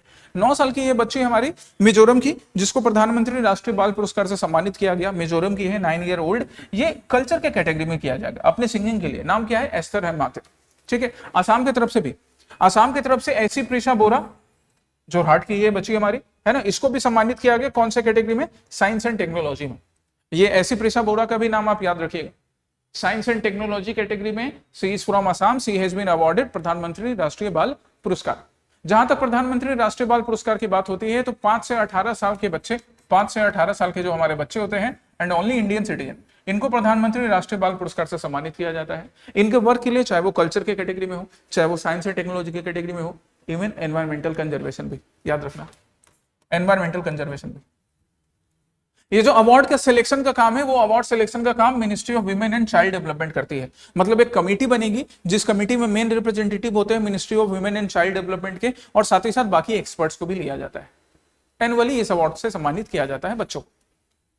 ठीक है, नाम याद रखिएगा कौन कौन से 2 नाम है, स्पेशली आप ऐसी प्रीशा बोरा का आसाम से, कैटेगरी साइंस एंड टेक, और साथ ही साथ मिजोरम की हमारी प्यारी सी छोटी सी 9 साल की बच्ची, राइट, एस्थर रहमाते, जो कि सिंगिंग, आर्ट एंड कल्चर की कैटेगरी में सम्मानित किया गया।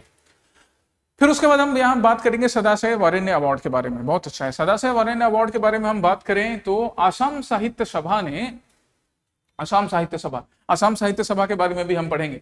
अपना हाईएस्ट ऑनर है ना, ये भी याद रखना है कि आसाम साहित्य सभा का हाईएस्ट ऑनर क्या है? सदाशय वरेण्य अवार्ड। किनको सम्मानित किया गया? डॉक्टर नागेंद्र सैकिया को सम्मानित किया गया। तो आसाम साहित्य सभा का हाईएस्ट ऑनर सदाशय वरेण्य अवार्ड, राइट, किससे इस बार सम्मानित किया गया? उन्हें डॉक्टर नागेंद्र सैकिया को। डॉक्टर नागेंद्र सैकिया जी के बारे में हम बात कर लिए। 1939 में इनका जन्म हुआ था। 1939 जब कांग्रेस की मिनिस्ट्रीज ने रिजाइन करने का काम किया, जब वर्ल्ड वॉर 2 स्टार्ट होता है, बड़ा इंपॉर्टेंट ईयर है 1939। He is a noted writer, critic, educationist है ना, फॉर्मर प्रेसिडेंट भी रहे आसाम साहित्य सभा के। इन्होंने मॉडर्न एसएमईज अप्रोच को एक नई पहचान दी और इसलिए इन्हें अभी आसाम साहित्य सभा के सबसे हाईएस्ट ऑनर सदाशय वरेण्य अवार्ड से सम्मानित भी किया गया है। ठीक है। इसके अलावा he is also recipient of साहित्य अकेडमी अवार्ड। वह साहित्य अकेडमी अवार्ड से भी सम्मानित किया गया था 97 में। आसाम वैली लिटरेरी अवार्ड, इससे भी सम्मानित किया जा चुका है। ये सारे ऐसे फैक्ट्स प्रीलिम्स के लिए बहुत इंपॉर्टेंट होते हैं, मेंस में भी काम आते हैं, इसलिए आप याद रखोगे इसको। रिवीजन का यही पर्पस है। आसाम साहित्य सभा की हम बात करें तो आसाम साहित्य सभा का जो फॉर्मल ऑर्गेनाइजेशन है, फॉर्मल वे में इसको 1917 में बनाया गया। 1917 भी बड़ा सिग्निफिकेंट ईयर है ना। गांधी जी ने अपना पहला एक्सपेरिमेंट चंपारण सत्याग्रह इसी साल किया था। होम रूल मूवमेंट इंडिया में चल रहा था। मॉडर्न एसएमएस लिटरेचर को एक नई पहचान देने के लिए 19th सेंचुरी में काफी काम हुआ। 20th सेंचुरी में तो आसाम साहित्य सभा का भी फॉर्मेशन हो जाता है। एक और बड़ा इंपॉर्टेंट रोल है, इंपॉर्टेंट पॉइंट है 1895 का, जरा ध्यान दो यार। 1895 में पद्मनाथ गोहाइन बरुआ ने क्या किया? ही फाउंडेड कोहिमा साहित्य सभा। याद रखेंगे 1895 में पद्मनाथ गोहाइन बरुआ ने कोहिमा साहित्य सभा ऑर्गेनाइज किया, राइट, जो कि फर्स्ट ऑर्गेनाइज्ड फोरम होगा एसएमएस राइटर्स के लिए। बहुत इंपॉर्टेंट है। First organised forum for SMS writer was Kohima Sahitya Sabha, started in 1895 Congress के फॉर्मेशन के 10 साल के बाद, ऐसे याद रख सकते हो।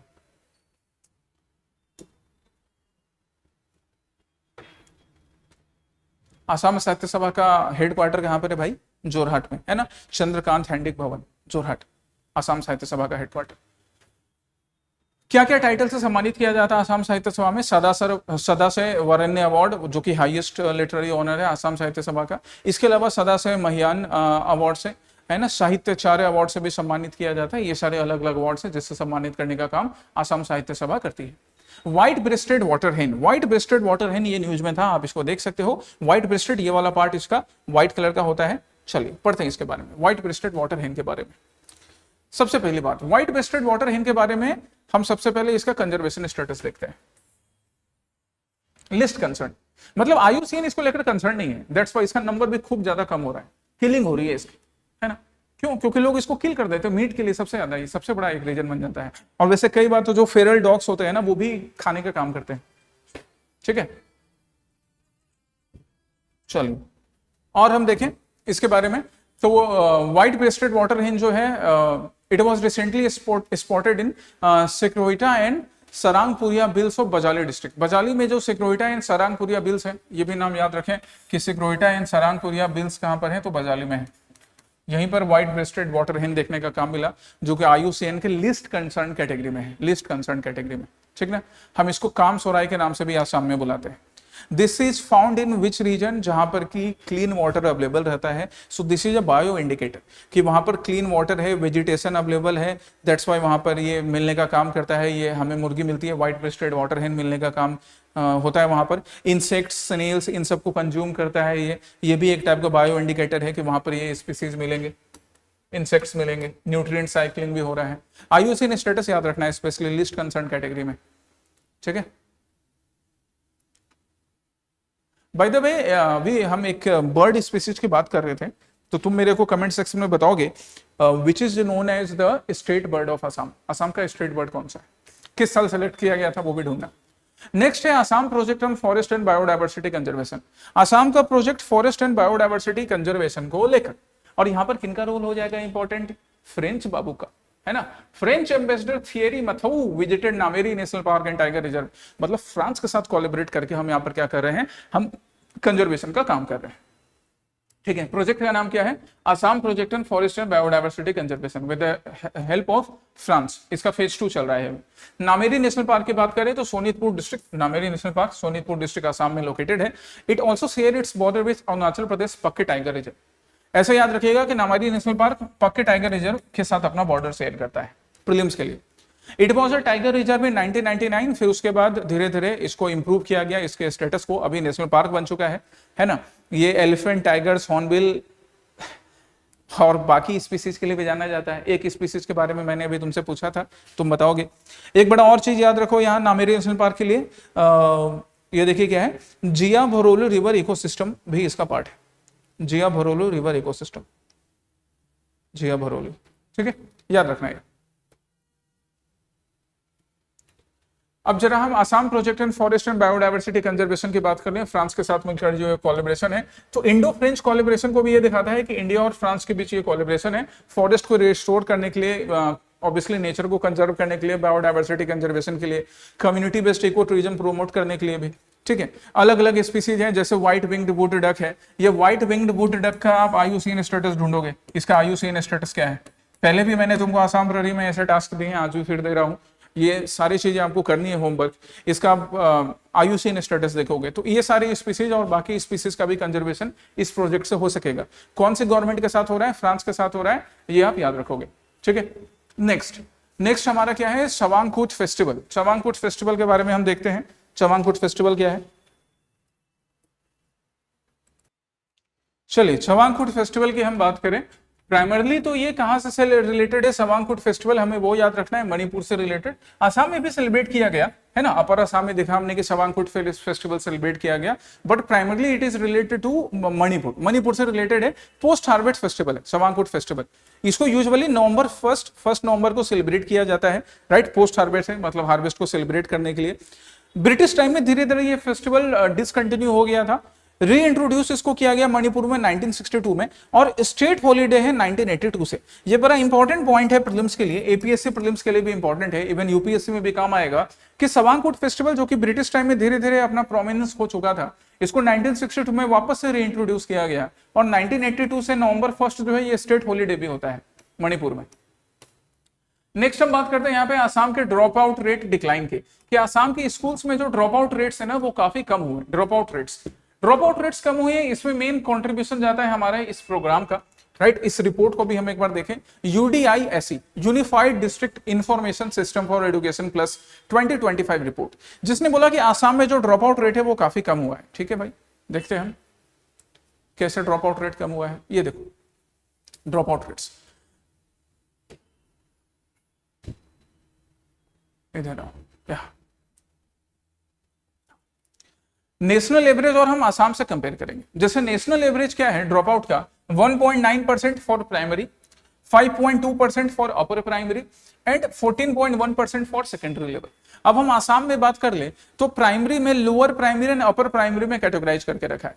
पहले लोअर प्राइमरी में ड्रॉप आउट 6.2 था, वो अब 3.2 है, कम हो गया है, अच्छी बात है। अपर प्राइमरी में 8.2 था, वो अब 5.0 हो गया है, ये भी कम है, हालांकि नेशनल एवरेज से अभी भी ज्यादा है, तो यहां पर काम करने की जरूरत है।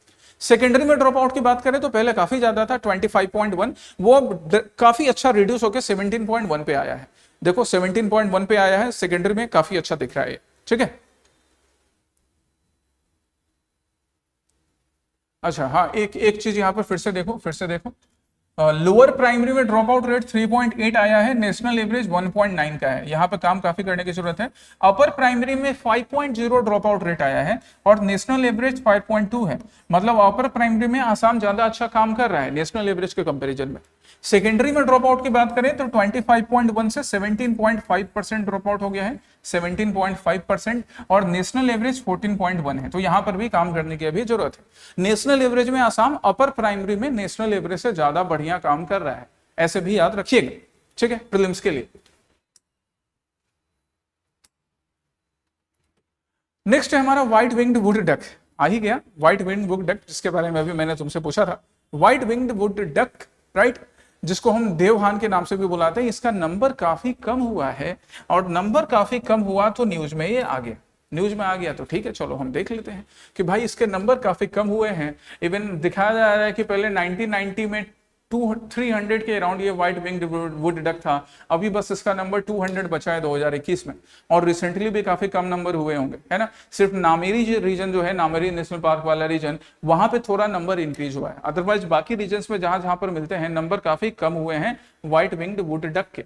IUCN की रेट लिस्ट में बात करें तो क्रिटिकली इंडेंजर्ड कैटेगरी में बचाने की जरूरत है, अदरवाइज क्रिटिकली इंडेंजर्ड से अगला कैटेगरी एक्सटिंक्शन वाला होता है, extinction in wild and then extinct, मतलब कंजर्वेशन की बहुत ज्यादा जरूरत है, ठीक है। शेड्यूल 1 में है वाइल्ड लाइफ प्रोटेक्शन एक्ट में, right, and it was declared state bird of Assam in 2003। ये क्वेश्चन मैंने पूछा था, आंसर भी अभी मिल गया, याद रखिएगा, ठीक है, व्हाइट विंग्ड वुड डक। और बाकी इसके बारे में अलग अलग जो पॉइंट्स हैं कि इंडिया के अलावा ये आपको वेस्टर्न थाईलैंड, सुमात्रा, कंबोडिया उस रीजन में भी मिलता है, इंडिया में भी आसाम के अलावा अरुणाचल प्रदेश, नागालैंड में भी ये स्पीसीज आपको मिलती है। काफी कामली डक है ना, तो काफी कामली वाटर में ट्रेवल करने का काम करती है। मीट के मतलब कुछ लोग इसको मीट के फॉर्म में कंज्यूम करते थे या अभी भी करते हैं, इलीगली पोचिंग की जाती है, किलिंग की जाती है, जानवर भी कई बार खा लेते हैं, नंबर काफी डिक्लाइन हो रहा है, क्रिटिकली इंडेंजर्ड तक पहुंच गया है। Assam AI first strategy, Assam का AI फर्स्ट स्ट्रेटजी, जहां पे आसाम ने MOU साइन किया किसके साथ, गूगल के साथ। देखो इसमें ना और ज्यादा मेंस के लिए हमें पढ़ना है, ऑब्वियसली AI फर्स्ट स्ट्रेटजी से हम गवर्नेंस को और बेहतर करेंगे, लेकिन MOU किसके साथ साइन हुआ है, गूगल के साथ, ये प्रीलिम्स एग्जामिनेशन में बड़ा काम आता है। गूगल के साथ AI फर्स्ट स्ट्रेटजी एक MOU साइन किया गया है ना, जिससे कि आर्टिफिशियल इंटेलिजेंस का यूज लेकर पब्लिक सर्विस डिलीवरी फास्ट किया जाए, बाकी जो गवर्नेंस है वो लोगों के क्लोज पहुंचाया जाए। दृष्टि AI बेस्ड सर्वेलियंस सिस्टम, अच्छा Drishti AI based surveillance system, ये सर्वेलियंस सिस्टम फिर अगेन यहाँ पर north east frontier railway region आ जा रहा है, जो IIT गुवाहाटी के हेल्प से दृष्टि सिस्टम को यूज करेगा, किसको मॉनिटर करने के लिए, वैगन डोर के, जो वैगन डोर्स होते हैं, जो हमारी पीछे से एक ट्रेन की आवाज आ गई, ट्रेन की नहीं बस की, जो वैगन डोर्स होते हैं, यहाँ पे इस पिक्चर को देखो जरा, तुमने देखा ही होगा, जिनको हम मालगाड़ी बुलाते हैं, राइट, जो गुड्स कैरी करने का काम करते हैं, इनके डोर्स प्रॉपर्ली क्लोज हुए हैं कि नहीं हुए हैं, उसको अब हम एक एप्लीकेशन के थ्रू चेक करेंगे, एक AI बेस्ड एप्लीकेशन जिसका नाम रखा गया है Drishti, and this has been developed by IIT Guwahati. बस ये आपको याद रखना है कि डेवलप्ड बाय IIT गुवाहाटी। अच्छा ज्वाइंटली भी है साथ में कौन, development foundation TIDF, innovation and development foundation, and north east frontier railway NFR, ये दोनों मिलकर क्या करेंगे, ये दृष्टि AI बेस्ड जो डोर लॉकिंग मॉनिटरिंग सिस्टम है, इसको मॉनिटर करने का काम करेंगे। ये डिटेक्ट कर सकेगा कि आपका जो वैगन है, जिसको हम मालगाड़ी बुलाते हैं, उसके डोर टेम्पर्ड तो नहीं है, सील अच्छे से हुए हैं कि नहीं हुए हैं, क्योंकि ऑब्वियसली ये क्या करता है ना, ये काफी लार्ज अमाउंट में कुरियर को कैरी करने का काम करता है। So that's why door properly lock होने चाहिए, तब जाकर ऑब्वियसली ट्रेडर्स का, बिजनेसमैन का भरोसा बढ़ सकेगा। 93rd Indian air force day, recently 93rd Indian air force day Guwahati में ही ऑब्जर्व किया गया। This was the first ever full scale air show, है ना, पहला फुल स्केल एयर शो था, first ever full scale air show, है ना। पूरे इंटायर नॉर्थ ईस्ट में कहां पर सेलिब्रेट किया गया, वीर लचित बोरफुकान के नाम पर जो घाट बनाया गया है, लचित घाट, वहां पर। कौन सा ये सेलिब्रेशन था, 93rd सेलिब्रेशन था, 93rd एडिशन था सेलिब्रेशन का। जरा हम इसकी डिटेल देखें, पहला क्या क्या डिटेल है। सबसे इंपॉर्टेंट तो देखो कुछ कुछ चीजें आपको याद रखनी है कि शो का कंक्लूजन किससे हुआ, air warrior drill bye team Arjun. ये भी आपको याद रखना है कि टीम अर्जुन ने एयर वॉरियर ड्रिल कंडक्ट किया यहाँ पे, जिससे शो कंक्लूड किया गया। राफेल ने भी यहाँ पर लो लेवल सुपरसोनिक रन्स दिखाए, राफेल को भी यूज किया गया था। राफेल के अलावा सुखोई 30, है ना, MiG 29, Mirage, Jaguar, Apache, IL-78 refueller, C-17 Globemaster, C-130 Hercules, और बाकी जो भी हमारे पास जो भी एडवांस्ड हमारे पास फाइटर प्लेन्स या एयरफोर्स में यूज करने वाले जो भी हमारे पास प्लेन्स हैं, उनको भी यहाँ डिस्प्ले किया गया। अलग अलग फॉर्मेशन के नाम थे, जैसे ऑब्वियसली वीर लचित घाट पर किया जा रहा है तो लचित नाम है, काजीरंगा भी एक फॉर्मेशन का नाम था, मानस भी एक एयर फॉर्मेशन का नाम था, बराक, हाथी, ये सारे फॉर्मेशन के नाम थे। मतलब आसाम के कल्चर को, हेरिटेज को दिखाया जा रहा था इस 93rd addition of air show में, है ना, एयर डे सेलिब्रेशन में, इंडियन एयरफोर्स डे सेलिब्रेशन में। थीम क्या था एयरफोर्स डे सेलिब्रेशन का इस बार, तो official theme for this year was operation Sindoor. वाह, ऑपरेशन सिंदूर, ठीक है। और साथ ही साथ ये इनफॉलिबल, इम्परवियस एंड प्रिसाइज, जो कि इंडियन एयरफोर्स के एक्चुअल थीम को दिखाने का काम भी करता है। ये इंडियन एयरफोर्स का मेन थीम हो गया, और ऑपरेशन सिंदूर ऑफिशियल थीम इस साल के लिए। इंडियन एयरफोर्स जो है 8 अक्टूबर 1932 में इसका फॉर्मेशन हुआ रॉयल एयरफोर्स के नाम से। फर्स्ट स्क्वाड्रन 1933 में ऑपरेशनल होता है, और फिर उसके बाद इंडिपेंडेंस के बाद से इंडियन एयरफोर्स के नाम से जाना जाता है। इंडियन एयरफोर्स के अगर हम मोटो की बात करें तो नभः स्पृशम दीप्तम, जो कि भागवत गीता से लिया गया है, ये इसका मोटो है, नभः स्पृशम दीप्तम, भागवत गीता से लिया गया है, इसको आप याद रखना। शहीद कनकलता बरुआ यूनिवर्सिटी, वाह, शहीद कनकलता बरुआ, कहां पर कॉन्ट्रीब्यूशन था शहीद कनकलता बरुआ का, पढ़े हो ना स्टडी क्लासेस में, बताओ मुझे कमेंट सेक्शन में। तो शहीद कनकलता बरुआ के जन्मस्थली गोहपुर में इंडिया की आसाम का पहला, बहुत इंपॉर्टेंट है, this is not just Assam but India first technology and vocational educational training institute. Sorry, Assam और पूरे इंडिया का पहला technological and vocational educational training institute Gohpur में स्टार्ट किया गया, जो कि शहीद कनकलता बरुआ का बर्थ प्लेस है, ठीक है। भोलागुरी टी एस्टेट गोहपुर में इसको स्टार्ट किया जा रहा है। 241 एकड़ में ये यूनिवर्सिटी होगी। अभी इनिशियल कॉस्ट 415 करोड़ का है, ये आगे इंक्रीज करेगा जितनी ज्यादा एक्सपर्टाइज की और सपोर्ट की जरूरत होगी सरकार देगी ही। रिनाइसा ऑफ वृंदावनी वस्त्र, वृंदावनी वस्त्र, महापुरुष श्रीमंत शंकर देव जी, फिर उनका आशीर्वाद हमारे साथ है। वृंदावनी वस्त्र की हम बात करेंगे तो ब्रिटिश म्यूजियम में ये जो वृंदावनी वस्त्र है, इसको थोड़े टाइम पीरियड के लिए आसाम लाया जाएगा शोकेस करने के लिए, यहाँ आप देख सकते हैं। अब वृंदावनी वस्त्र के बारे में सबसे पहले हम हिस्टोरिकल बात कर लें, हिस्टोरिकल जेनेसिस की हम बात करेंगे, फिर हम प्रेजेंट में क्या क्या और चीजें हैं वो भी देखेंगे। तो वृंदावनी वस्त्र जो है, इसके बारे में क्या होता है, जो हमारे कोच नरेश थे, है ना, नर नारायण, इन्होंने श्रीमंत शंकर देव से एक रिक्वेस्ट किया कि मैं भगवान कृष्ण की जो जो लीलाएं हैं वृंदावन में, उन्होंने जो लीलाएं की और साथ ही साथ महाभारत के जो इवेंट है, मैं उनको चाहता हूं कि वो एक ही वस्त्र पर रहे। काफी बड़ा टास्क था। श्रीमंत शंकर देव ने फिर कुछ लोगों को लगाया, खुद अपने ही मतलब लीडरशिप में खुद उन्होंने भी इसको ऑब्जर्व किया। ये वर्क स्टार्ट होता है जहां पे 12 मास्टर्स वीवर्स को यूज किया जाता है। स्पेशली मथुरा दास बुरा आता जो थे इस वर्क को लीड कर रहे थे श्रीमंत शंकर देव के गाइडेंस में, और फिर धीरे धीरे इस वर्क को कंप्लीट किया जाता है। अराउंड 1 ईयर लगेगा कंप्लीट करने में। तो मेन चीज आपको याद रखनी है, यहाँ पे कोच नरेश का नाम याद रखना है, श्रीमंत शंकर देव किस तरह से गाइड करते हैं। 12 यहाँ पे मास्टर वीवर्स यूज हुए थे जिनके लीडर थे मथुरा दास बुरा आता, और नियरली 1 ईयर का टाइम लगा इसको कंप्लीट करने में। कौन सी लैंग्वेज यहाँ पर यूज की गई है, तो ब्रजावली लैंग्वेज यूज की जाएगी। यहाँ पर कहीं कहीं पर बीच में ब्रजावली लैंग्वेज से भी लिखा गया है, भगवान कृष्ण से related different scenes Brajavali language को यूज करके। याद रखोगे इतना, ठीक है। इसका अगर हम बात करें, ये जो मास्टरपीस है तो 9 मीटर का है, 9 मीटर लेंथ, ये भी याद रखो। अब हम प्रेजेंट में बात करें, अच्छा एक और चीज यहाँ पर एक टेक्निक यूज की गई, बहुत इंपॉर्टेंट है, बहुत इंपॉर्टेंट। क्या? Lampas technique. The lampas technique was use to weave this cloth. Lampas technique इस क्लोथ को बनाने में यूज किया जाता है। लंपास टेक्निक क्या है? ये लंपास टेक्निक देखो, दिस इन्वॉल्व बेस फैब्रिक, मतलब जो बेस फैब्रिक होगा जिसके ऊपर बनाना है, और एक additional layer of thread to create design. मतलब एक हमारा बेस फैब्रिक तो होगा और फिर एक एडिशनल लेयर ऑफ थ्रेड होगा जिससे कि हम डिजाइन बनाने का काम करेंगे। एक कपड़ा हो गया, उसके ऊपर एक एडिशनल लेयर ऑफ थ्रेड, है ना, वैसे डिजाइन बनाया जाएगा। इसको हम लंपास टेक्निक के नाम से बुलाते हैं, याद रखेंगे आप। प्रीलिम्स के लिए लंपास टेक्निक याद रखेंगे, वृंदावनी वस्त्र में यूज किया गया लंपास टेक्निक को बनाने, लंपास टेक्निक को यूज किया गया। अब हम प्रेजेंट में बात करें तो वृंदावनी वस्त्र की हम हिस्ट्री की भी बात करें तो वृंदावनी वस्त्र ऑब्वियसली यहाँ आसाम में था, बट धीरे धीरे फिर ये बुद्धिस्ट मोनेस्ट्री तिब्बत तक पहुंचा। बुद्धिस्ट मोनेस्ट्री तिब्बत से फिर ये ब्रिटिश म्यूजियम में पहुंचा 1905 में, राइट। और ब्रिटिश म्यूजियम में 1905 में पहुंचता है। रीडिस्कवरी की बात करें तो इस बार catalogue as Tibetan art in 1992 इसको वापस से कैसे आइडेंटिफाई किया गया। पहले जब शुरू में ये ब्रिटिश म्यूजियम पहुंचा था ना 1905 में, तो इसको तिब्बतन आर्ट के रूप में क्लासिफाई किया गया था। फिर उसके बाद 1992 में इसको रिक्लासिफाई किया गया कि भैया ये तिब्बतन आर्ट नहीं है, ये तो आसाम से रिलेटेड है। श्रीमंत शंकर देव जी की लीडरशिप में बना था ये वृंदावनी वस्त्र। अभी प्रेजेंट में जब इसको इंडिया लाया जाएगा एग्जीबिशन के लिए, तो जेएसडब्ल्यू फाउंडेशन जो है ना वो टेक्निकल गाइडेंस देने का काम कर रहा है। तो जेएसडब्ल्यू फाउंडेशन का भी नाम तुमको याद रखना है बाबू, ठीक है। 6 मंथ के लिए इंडिया को दिया जाएगा, 6 महीने के लिए। ये दिल्ली मुंबई में भी रहेगा, आसाम के अलावा दिल्ली और मुंबई में भी आसाम के रिच कल्चर को, ट्रेजर को दिखाने का काम करेंगे। 30 new frog species were discovered in north east. Frog की 30 न्यू स्पीसीज डिस्कवर की गई थी। एक ये नंबर आप याद रखिए कि 30 न्यू फ्रॉग स्पीसीज डिस्कवर की गई है ना। और साथ ही साथ एक और चीज, क्योंकि ये इंपॉर्टेंट था, आसाम ट्रिब्यून में मेंशन था, this is the highest number of vertebrate species, right, raising the total number of known bush frog species from 82 to 95। पहले जो फ्रॉग स्पीसीज थी उसका नंबर था 82, अब वो इंक्रीज होकर कितना पहुंच गया है 95, ठीक है। वर्टिब्रेट्स होते हैं, इनके पास एक बैकबोन होता है, स्पाइनल कॉलम होता है, जो कि which is made up of series of bones. यहाँ पे जैसे स्पाइनल कॉर्ड हमारा होता है ना, थोड़ा वैसा ही कुछ वर्टिब्रेट्स एनिमल में भी होता है, एम्फीबियंस में, फिश वगैरह में।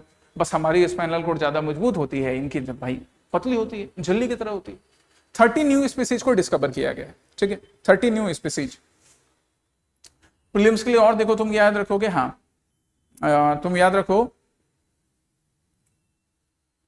इस स्पीसीज को याद रखो, बुश फ्रॉग्स को याद रखो। तो बुश फ्रॉग जो स्पीसीज है ना हमारा, बुश फ्रॉग स्पीसीज, यहां प्रीलिम्स के लिए तुम याद रखो क्या कि ये ना टेडपोल स्टेज को स्किप कर देते हैं। The Bush frog species they can skip the tadpole stage, tadpole stage को ये स्किप करते हैं।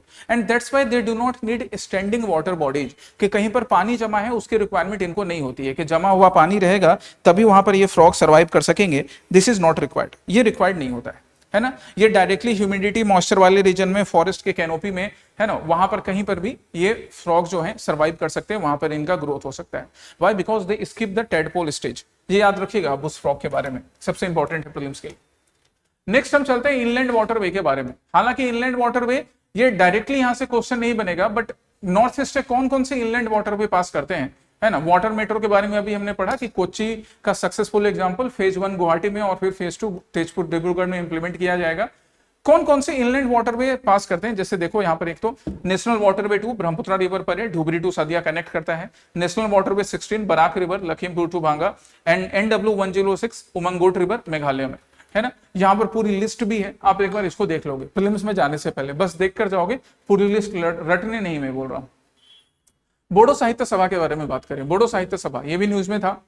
बोडो साहित्य सभा ने अपना फाउंडेशन डे ऑब्जर्व किया, फाउंडेशन डे सेलिब्रेट किया। तो बोडो साहित्य सभा का फाउंडेशन कब होता है? 1952 में बासु गांव में, प्रचंडी कोकराझार, ठीक है। कौन इसके प्रेसिडेंट थे, पहले प्रेसिडेंट थे या इनके संस्थापक थे? तो जॉय भद्र हेगजर जो थे, इन्होंने इसकी स्थापना की थी बोडो साहित्य सभा की 1952 में। बोडो साहित्य सभा officially adopted which language? Devanagari script, है ना, लैंग्वेज नहीं, विच स्क्रिप्ट? देवनागरी स्क्रिप्ट। कौन से स्क्रिप्ट को एडॉप्ट किया? देवनागरी स्क्रिप्ट को। और बोडो साहित्य सभा का ही ये कंट्रीब्यूशन था कि बोडो लैंग्वेज 8th शेड्यूल में भी इंक्लूड होती है। 8th शेड्यूल में 92nd कॉन्स्टिट्यूशनल अमेंडमेंट एक्ट जो कि 2003 में आता है, इसके थ्रू 8th शेड्यूल में बोडो लैंग्वेज को भी इंक्लूड किया जाता है। ये कॉन्स्टिट्यूशनल अमेंडमेंट एक्ट इफेक्ट में कब से आता है? 2004 से। तो ये छोटी छोटी मगर इंपॉर्टेंट बातें हैं कि 92nd constitutional amendment act 2003। So through this constitutional amendment act, the Bodo language was included into 8th schedule, and this came into effect in 2004.